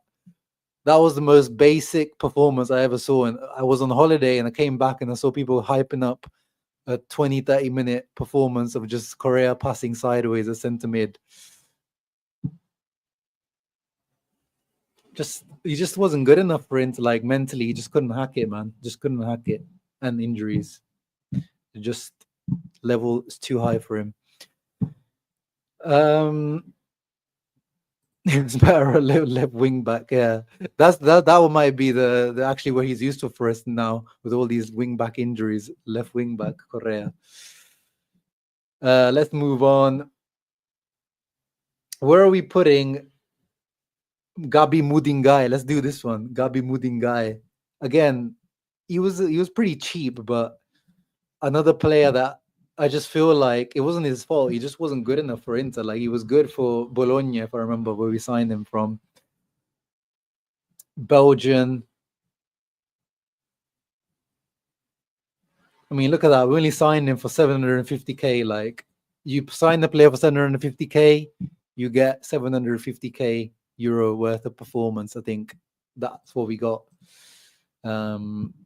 which wasn't good enough for Inter.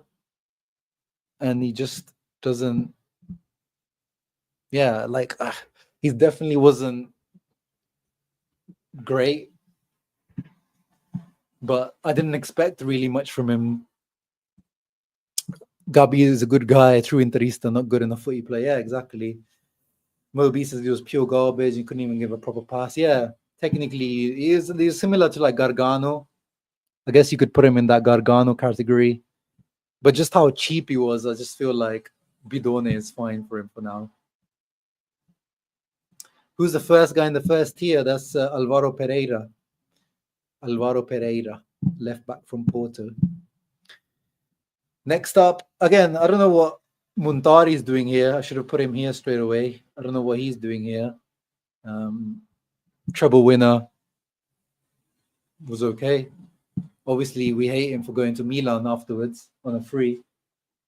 But outside of that, I don't really see why he was even in this list. Murillo as well. If you remember him, he was really highly rated when he was first 6 months at Inter. Looked like, wow, who did we sign? This guy's going to be our centre back for the next decade. We've signed, our new Ivan Cordoba, Colombian centre back baller. But then after that initial first 5-6 months of overperformance, fell off the face of the earth. Let's see. Actually, I'm not going to put that in because there's so many other Murillos that are going to come up. Where is he at these days? Al Shamal. He's in Qatar. Fair enough. 32 years of age. Where is he?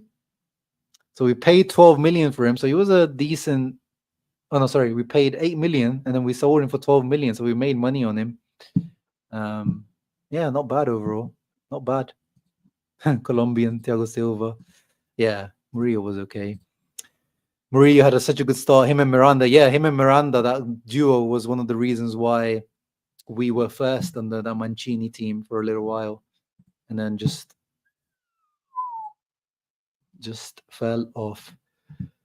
Again, Padelli, these backup goalkeepers. What are we saying? I remember one like not good enough performance from Padelli when he was it like Lazio away? Andanovic got injured and he had to step in and he was awful. But I feel harsh with these goalkeepers. Like they barely even play for Inter. Do they even deserve rating? I don't know. Where would you put Padelli? How many games did he even play for Inter? Oh yeah, that Milan derby where he conceded 2 goals. Yeah, but we won in the end. No, this is not all signings. This is just according to whoever made the tier is just bad signings, Aki. How many appearances did he make? And he was the thing about Padelli is, he was an Interista. When we won the Scudetto, he made like quite an emotional video of him and his family like walking around Milano. Yeah, look at that. Only 3 appearances in Serie A, 2 in Europa, 1 in Coppa Italia, 1 this season, 1 that season. I feel harsh for like these goalkeepers. Maybe he didn't have some good performances, but I'll just keep him. I'll put him in the who category, to be honest. Whoa, Gagliardini should be on this list. Let's be real. Especially ahead of some of these other players. Gagliardini should have been on this list. Let's do Podolski.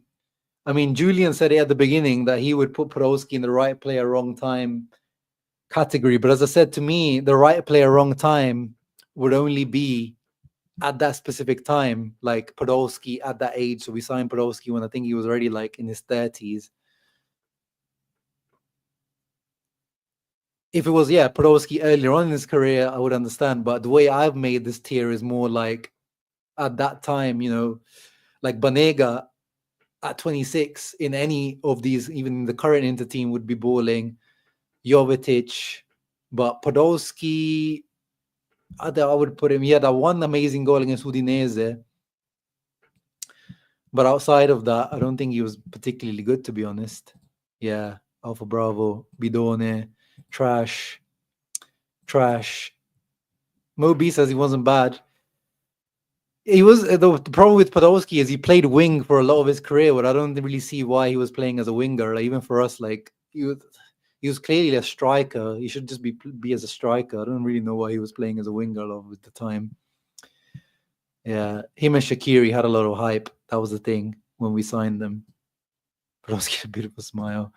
Waste of space. Yeah, I think I'll leave him at Bidone. Julian's going to be fuming.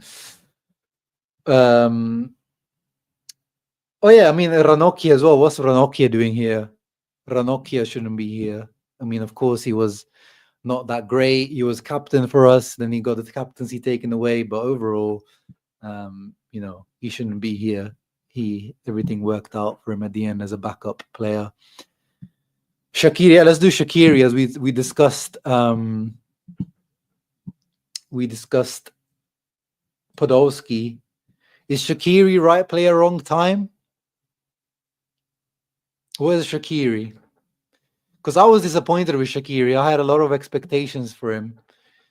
and we made him very central to that Mancini team. Like, we signed him, we made him our, like, CAM, or we gave him a lot of importance in that team. He didn't really step up, did he?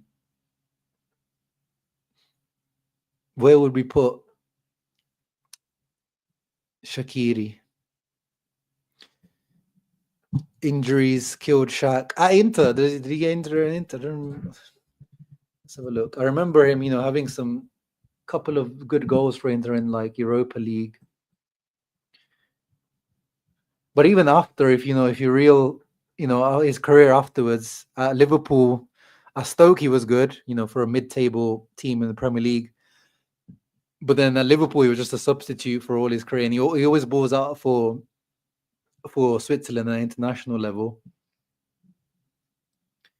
See his stats. Shaqiri flopped. I was upset when we let go of Shaq. Thought he could have been better with a better team. Had bigger calves than game. Yeah, wrong time. His talent was his issue. I always remember Perot and Shaq as ballers. I am in denial. I mean, Shaq, I definitely would call Shaq a baller. It's just that, like, was he an inter-level baller? That's the issue. I mean, yeah, look at these again. Stats are like, it's too easy to look at stats and just judge a player, especially after all these years. But 1 goal in the league, 1 goal in Europa League, 1 goal in Coppa Italia, and that was just half a season, really. You never really give him. You can't really judge a player of just half a season, can you? But I don't know. He just never looked. He never looked right at Inter. You know what I mean? It just didn't look like the right fit. It's a difficult one. It's a difficult one with Shaq. Where is he? Where's he going? How much did we sell him for? Let's see that. How much did we sell him for? Did we make our money back? So we bought him for 15 and sold him for 17. Yeah. Okay, I think I'm gonna keep him at okay. Just because of that, the fact that we didn't lose money. Actually, we made money on him. And then, yeah, we sold him and bought Perisic. So you could see that, like, with previous some of the other guys, we thought about opportunity cost. Here we did. We took the L, but then, like, managed to get a guy that was doing better for us. Yeah. Okay, we're getting there, guys. We're getting to the end of it. Can we do it within the 2 hour? We're on 1 hour 48. Can I do this within 2 hours? Let's do Vidic. Someone said, where is Vidic earlier? Here he is, Nemanja Vidic. Now, Vidic, some Prem fans, some Man United fans would have Nemanja Vidic as maybe one of the greatest centre-backs of the Premier League era. Him and Ferdinand, a lot of Prem fans quite rightly might say one of the best partnerships ever. But Vidic at Inter was absolutely finished. This guy was done and dusted. He had, like, back issues. Physically, he was finished. He couldn't keep up with anyone. This is, coming from Premier League to Serie A, you think the league's slightly slower pace would help him, but no. This guy was really, really bad. He was a waste of space. I wouldn't even put him bidone. I would say waste of space. No, again, Alexander, if the way I've categorized right player, wrong time is at that time, specifically when we signed Vidic, not if we signed Vidic 10 years before. Of course, he would have been much better back then. But the Vidic that we signed, could he play in this current Inter team? No, because he was absolutely finished. When we signed, he must have been like 32, 33. He wasn't even that old when we signed him. That's the thing. He was just finished. So we signed him in 14, 15. Yeah, so what's that, 10 years ago? Yeah, so he must have been about 32, 33. So he wasn't even that old. He was just completely finished. Completely finished. Yeah, he was just an absolute stinker in his debut as well. And now, Again, I mean, what the hell is Alexis? I keep missing these. What the hell is Alexis Sanchez doing here? He shouldn't be even in this list. What the hell? And Davide Santon. I mean, actually, Davide Santon, we signed back. So maybe that's why. Okay, let's have a look. Davide Santon. So I guess we're counting Davide Santon's second stint when we re-signed him back at Inter, which was we sold him for 5 million, and then we signed him back for 3, and then got a fictitious plusvalenza to Roma for around 10 million. I mean, just for that, just being able to sell him for almost 10 million in the Nainggolan deal, it's not too bad for me. But it was a pretty bad second stint for him. You know, when we sold him originally, he was a promising young player that just had too many injury issues. And when we signed him, he was just a okay player with injury issues. So, Reddy's back. What were you saying about Santon, bro? Stefan is saying waste. I'm saying bidone. Alex is saying mediocre. And yeah, when that substitution from Spalletti to bring off Icardi, Juventus Inter or Inter Juventus, last few minutes of the game, he brings on Santon to mark Higuain or like to defend, and Davide Santon is the one who is at fault for Higuain scoring. That's one of the reasons why we remember Santon quite negatively, even though he was, brought up through our youth. One of the few Interisti Primavera guys to make it over the last 15, 20 years, but just not Inter level, unfortunately. Yeah, of course, that was 100% on Spalletti, but again, just shows you, he should be just able to do a job for the last few minutes as well. Tommaso Rocchi. Now, I don't know if Steve's is in the house here, Lazio fan. Very, very respectable Serie A level player. But why the hell did Inter sign Tommaso Rocchi when he was like literally, how old was he when we signed this guy? I still cannot believe we signed Tommaso Rocchi. When you talk about hitting rock bottom as a club, this is it. This guy always looked like he was about 50 years old. Finished his career in Hungary by the look of it. Where is it? So we signed him for 300k from Lazio in 2012. So how old was he? 2012. How long ago was 2012? So that's about 13 years ago. So yeah, this guy was already 34, 35 when we signed him for 300k. Like, yeah, I would actually remove this guy from my memory. He was from before his time. Yeah, I think Rocky is removed from my memory level because it's like Inter should never be signing, even when you're desperate, signing a 34-year-old guy for 300k. Was this the time when we were also looking to sign like John Carew, the Norwegian that striker, and he ended up just retiring from football afterwards? Or he ended up being like a movie star or something. Was it that summer where we were looking to sign him or Carew? Oh yeah. My goodness, guys, in this stream we have relived real pain, real pain, man. What the hell were we doing? What was our club doing back then?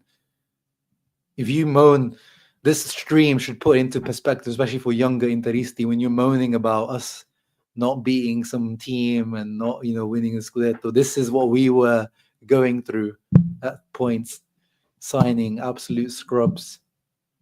And how many goals did he even score for Inter in the end? This is not like Edin Dzeko, 34-year-old. This is, Tommaso Rocchi, 34-year-old, which is absolutely finished. 13 appearances, 3 goals. Just, yeah. Awful. Awful. Dark days, but we appreciate the sunshine. Exactly, Alexander. Come on. We are almost there, guys. We are almost there. Almost 2 hours. The only good thing Tohir did to us into the Sunni. Nick Snows became a fan in 2018 after the Banter era. Yeah, literally, bro. You literally joined just as things started to get good. So you should never be complaining too much because we've been through real pain. Okay, who shall we do? Matteo Poli. So when we signed this guy, he was very Mourinho. Some people will remember Mourinho was very high on this guy. He was like, sorry, not Matteo Poli, Andrea Poli. And he ended up playing for Milan afterwards. We played Sampdoria, and Mourinho started glazing this guy differently. He was like, oh, this young player showing so much leadership, blah, blah, blah. And like, he looks, I think he was like already captain for Sampdoria or something. He was like very highly rated back then.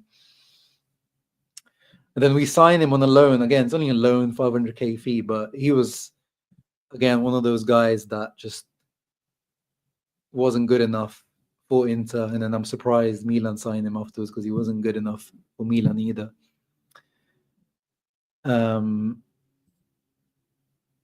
Yeah, Lazio over the years, Steve, you guys in general have got the better of many deals over us. I mean, Acerbi looks like it's actually one deal that we did well with Lazio. But outside of that, we have not done very good deals with Lazio recently. Definitely.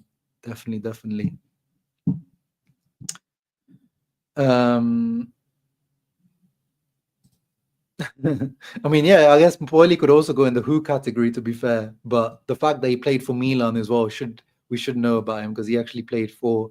And I think he had some. Did he have appearances for the national team as well? Which is embarrassing. Shows you the level of the Italy national team at some point as well.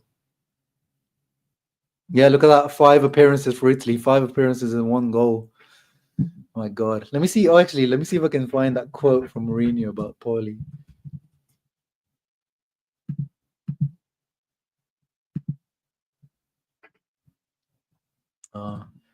It's going to be difficult to find.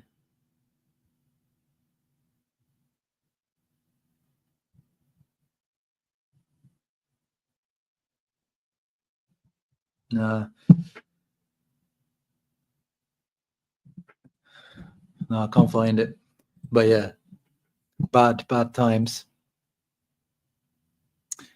Yeah, maybe we might have lost that game against Sampdoria because yeah, it's like when it's like Guardiola does that these days when you lose a game and you start glazing the other team. When was the last time Inter bought a player from Lazio and it worked out? Besides, yeah, that's the thing. It hasn't really worked out. I mean, let's see Inter Lazio transfers.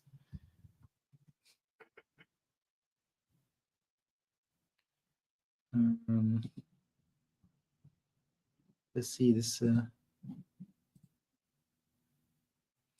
So Diego Simeone to Lazio from Inter. That's a good one for you guys. Sergio Conceição to Lazio. That was good for you guys. Vieri, that's a good one for us. Crespo, that was good for us. De Vrij was good for us. But these are like older ones. I need more like recent ones.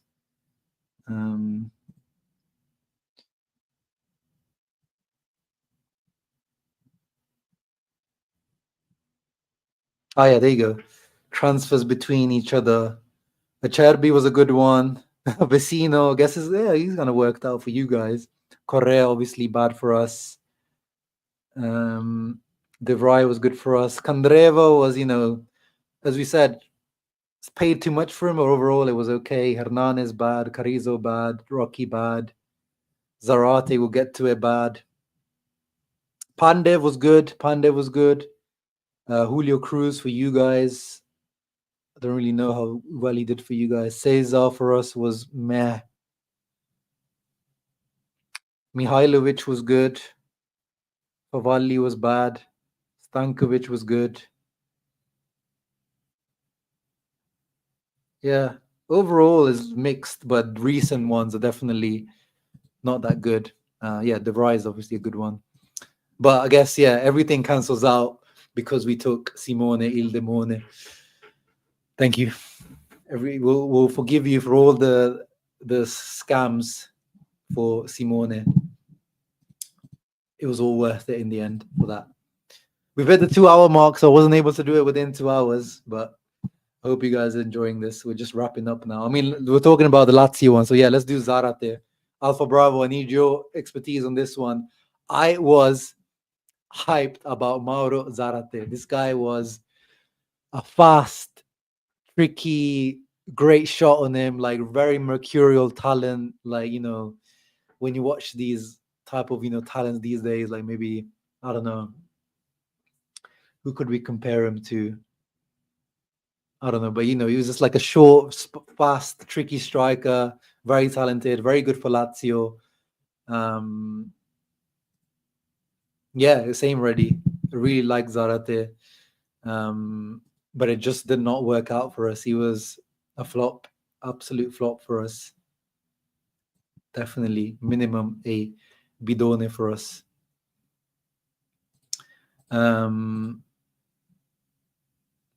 Yeah, of course, Strasbourg. Steve, top manager in Zaghi now. I'm sure there were other options, Slayer TV. I'm sure if we scraping off the bottom of the barrel, I'm sure we could have found someone else other than Tommaso Rocchi. Zarate Bidone, huge expectations. Yeah. And again, another one who afterwards just did nothing. His career, just nothing afterwards. But yeah, similar player to kind of Lavezzi. There's a good comparison. Lavezzi, another one that we were constantly linked to. Zarate, they said, would be a legend, but he played for Lazio. Yeah, just a couple of good seasons for Lazio, and then just nothing. Then he went to West Ham as well in the Premier League. It was all right for them, but just never like really did anything. Safir Taider. This guy, when we signed him, another one that was under Mazzarri, seemed okay at the beginning, maybe. Highly rated at Bologna when we signed him from, if I remember correctly. How much did we sign? I think Juve wanted him at the time when we wanted him. So I think we beat Juve to his signing and other teams. 7.5 million. And in the end, we sold him back to Bologna for 4 million. So financially, not too bad of a deal. But he's a pippone, isn't he? He's a bidone. Hey, FTP Gamer, hope you are doing well. Wow, Slayer V bought a Zarate shirt when he was in Rome. Yeah, bidone. 100%. Mattia Silvestre. This one, I don't really remember him, to be honest. He's one of those. How many appearances did he even have for Inter? I mean, I feel like he's in the who category. Mattias Silvestre, because he was like decent for, was it Genoa? And then he went to Sampdoria at one point. No, Palermo, sorry, yeah. Palermo. We signed him for 6 million. Then we loaned him to Milan. And then he ends up being a free transfer to Sampdoria. So financially, pretty bad deal. Because, oh wait, we loaned them first. We loaned them and then took the option to buy as well, or maybe obligation. So 9 million in total. That's nah, that has to be a bidone. I didn't know we spent that much on him. Where is he? He has to go in the bidone category.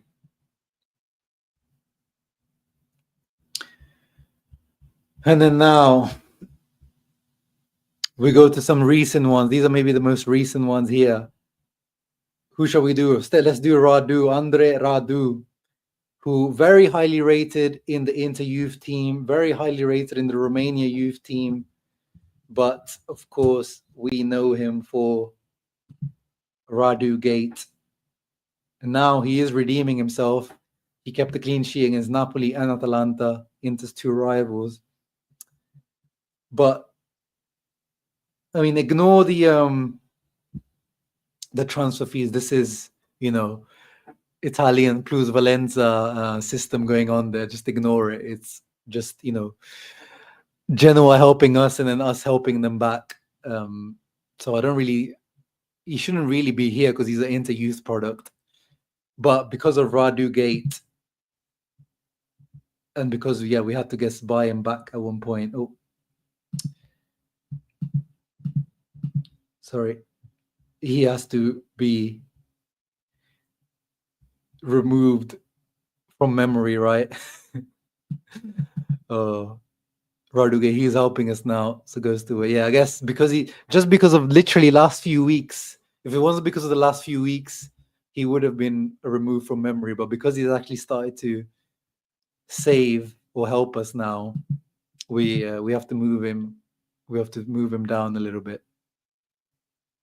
Yeah, we do. We all want to forget that moment for sure, 100%. Even when Lautaro in the documentary thing the other day in the interview, he mentions that Radu moment where he says, that match that we can't talk about or something. He mentions it. He mentions the game without mentioning the game because we all know what he's talking about. We all wish we could just remove that, even though I still maintain that is not where we lost the Scudetto. Whew, last two. I mean, Felipe Caicedo, did he not just have the one appearance for us? Like, what?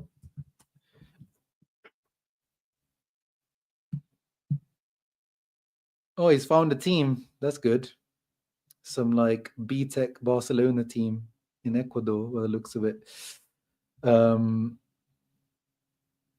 mean, yeah, literally a loan transfer from Genoa because he was good, he was Inzaghi's guy at Lazio. 3 appearances, 20 minutes. I mean, really? Casado pretty much never played. Yeah, he has to be a who player. Can't be anything more or less than that.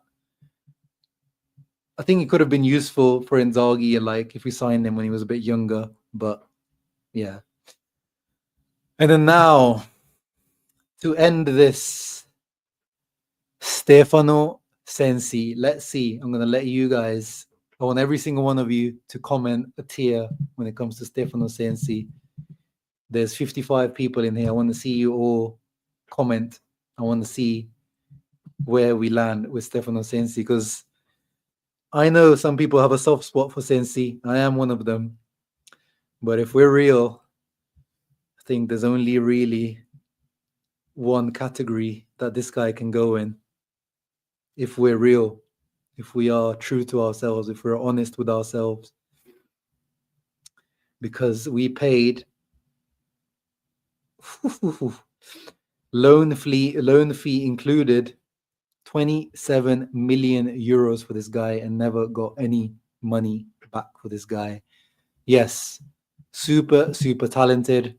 Those first 2 months of Sensi, that August, September on the Conte, my goodness. Maybe we witnessed one of the best centre mids in Italy at that time, maybe in Europe at that time. He was like maybe the best centre mid for those 2 months in the world. But that's literally it. Those 2 months in that 19-20 season under Conte. And then literally never not even after Inter was able to put together a regular few run of games. And it has to be, for me, guys, yeah, maybe it could be a tragedy tier, yeah, maybe, but out of this one has to be, yeah, we're just finishing up, Ahmed. We're finishing up with Stefano Sensi now. The last one, literally the last one is Stefano Sensi. Yeah, he was outshining Barella. Barella kind of struggled his first few weeks at Inter. He was definitely being outshone by Sensi. But for me, guys, unfortunately, he has to go in the waste of space because this guy, how many injuries did he rack up at Inter? This is going to be hilarious or painful to see. I mean, actually, that's the thing with Sensi. Like, officially injury, like that's the thing with Transfermarkt. This is probably just the official ones, but we know how many actual injuries he had that weren't even probably registered. Like, look at that. Just ridiculous amount of injuries. Muscular, nothing serious, like nothing that keeps him out for, multiple months. Just few weeks every time, few weeks, and they all just add up and they all just end up costing him And now even at Monza, even in this awful Monza team, he's not really a starter. Yeah, little things out for 2 or 3 weeks here and there. I kept believing in him that he could maybe come back, but Inzaghi gave up on him very soon after his arrival, and he shipped him out. Inter's Jack Wilshere, yeah, good comparison. Inter's Jack Wilshere just always had those muscular injuries and had to retire. And honestly, I have predicted this. I tweeted this out a few months ago. I think Stefano Sensi, we will see him retire soon, maybe even before he hits 30 this summer. I think you might see this guy retire because he just doesn't seem. I think all these injuries have taken the toll on him mentally. It's a shame. It's a very shame. Big shame. But anyway, guys, my goodness, this is my longest ever live stream. 2 hours and 12 minutes. So please, guys, leave a thumbs up. Subscribe to the channel if you're new. And we'll do the opposite side of this stream. We'll do the positive side, the best Inter transfers, tier listing them. And let me show you the final view of our tier list. Remove from memory: Alvaro Pereira, Dalbert, João Mario, Kolarov, Kuzmanovic, Tommaso Rocchi.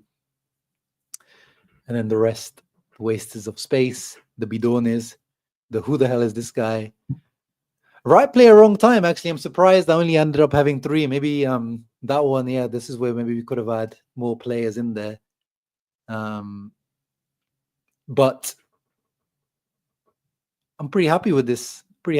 One. So thank you, everyone that's come through here. Really, really good, fun stream, and also painful to go through our banter era. Some moments, our worst moments, our saddest, lowest moments. And yeah, this is definitely probably learning for some of you guys as well that missed the banter era, to learn about some of these players. And hopefully we don't go through a banter era ever again. Yeah, we'll definitely do the positive version of this one. And yeah, I don't know what's happening, bro, Adrish, for that Calcio Cioccio episode. I shot that with them a couple of weeks ago when I was in India, and I don't know, this guy is taking ages to edit, but hopefully they said it will be out in the international break. So hopefully next couple of days it is out. Keep an eye out for that on their channel. But yeah, thank you guys for coming through. Leave a thumbs up, subscribe to the channel. Ciao ragazzi, forza Inter. And yeah, we'll do a positive version of this tier list as well. Keep a lookout. Ciao.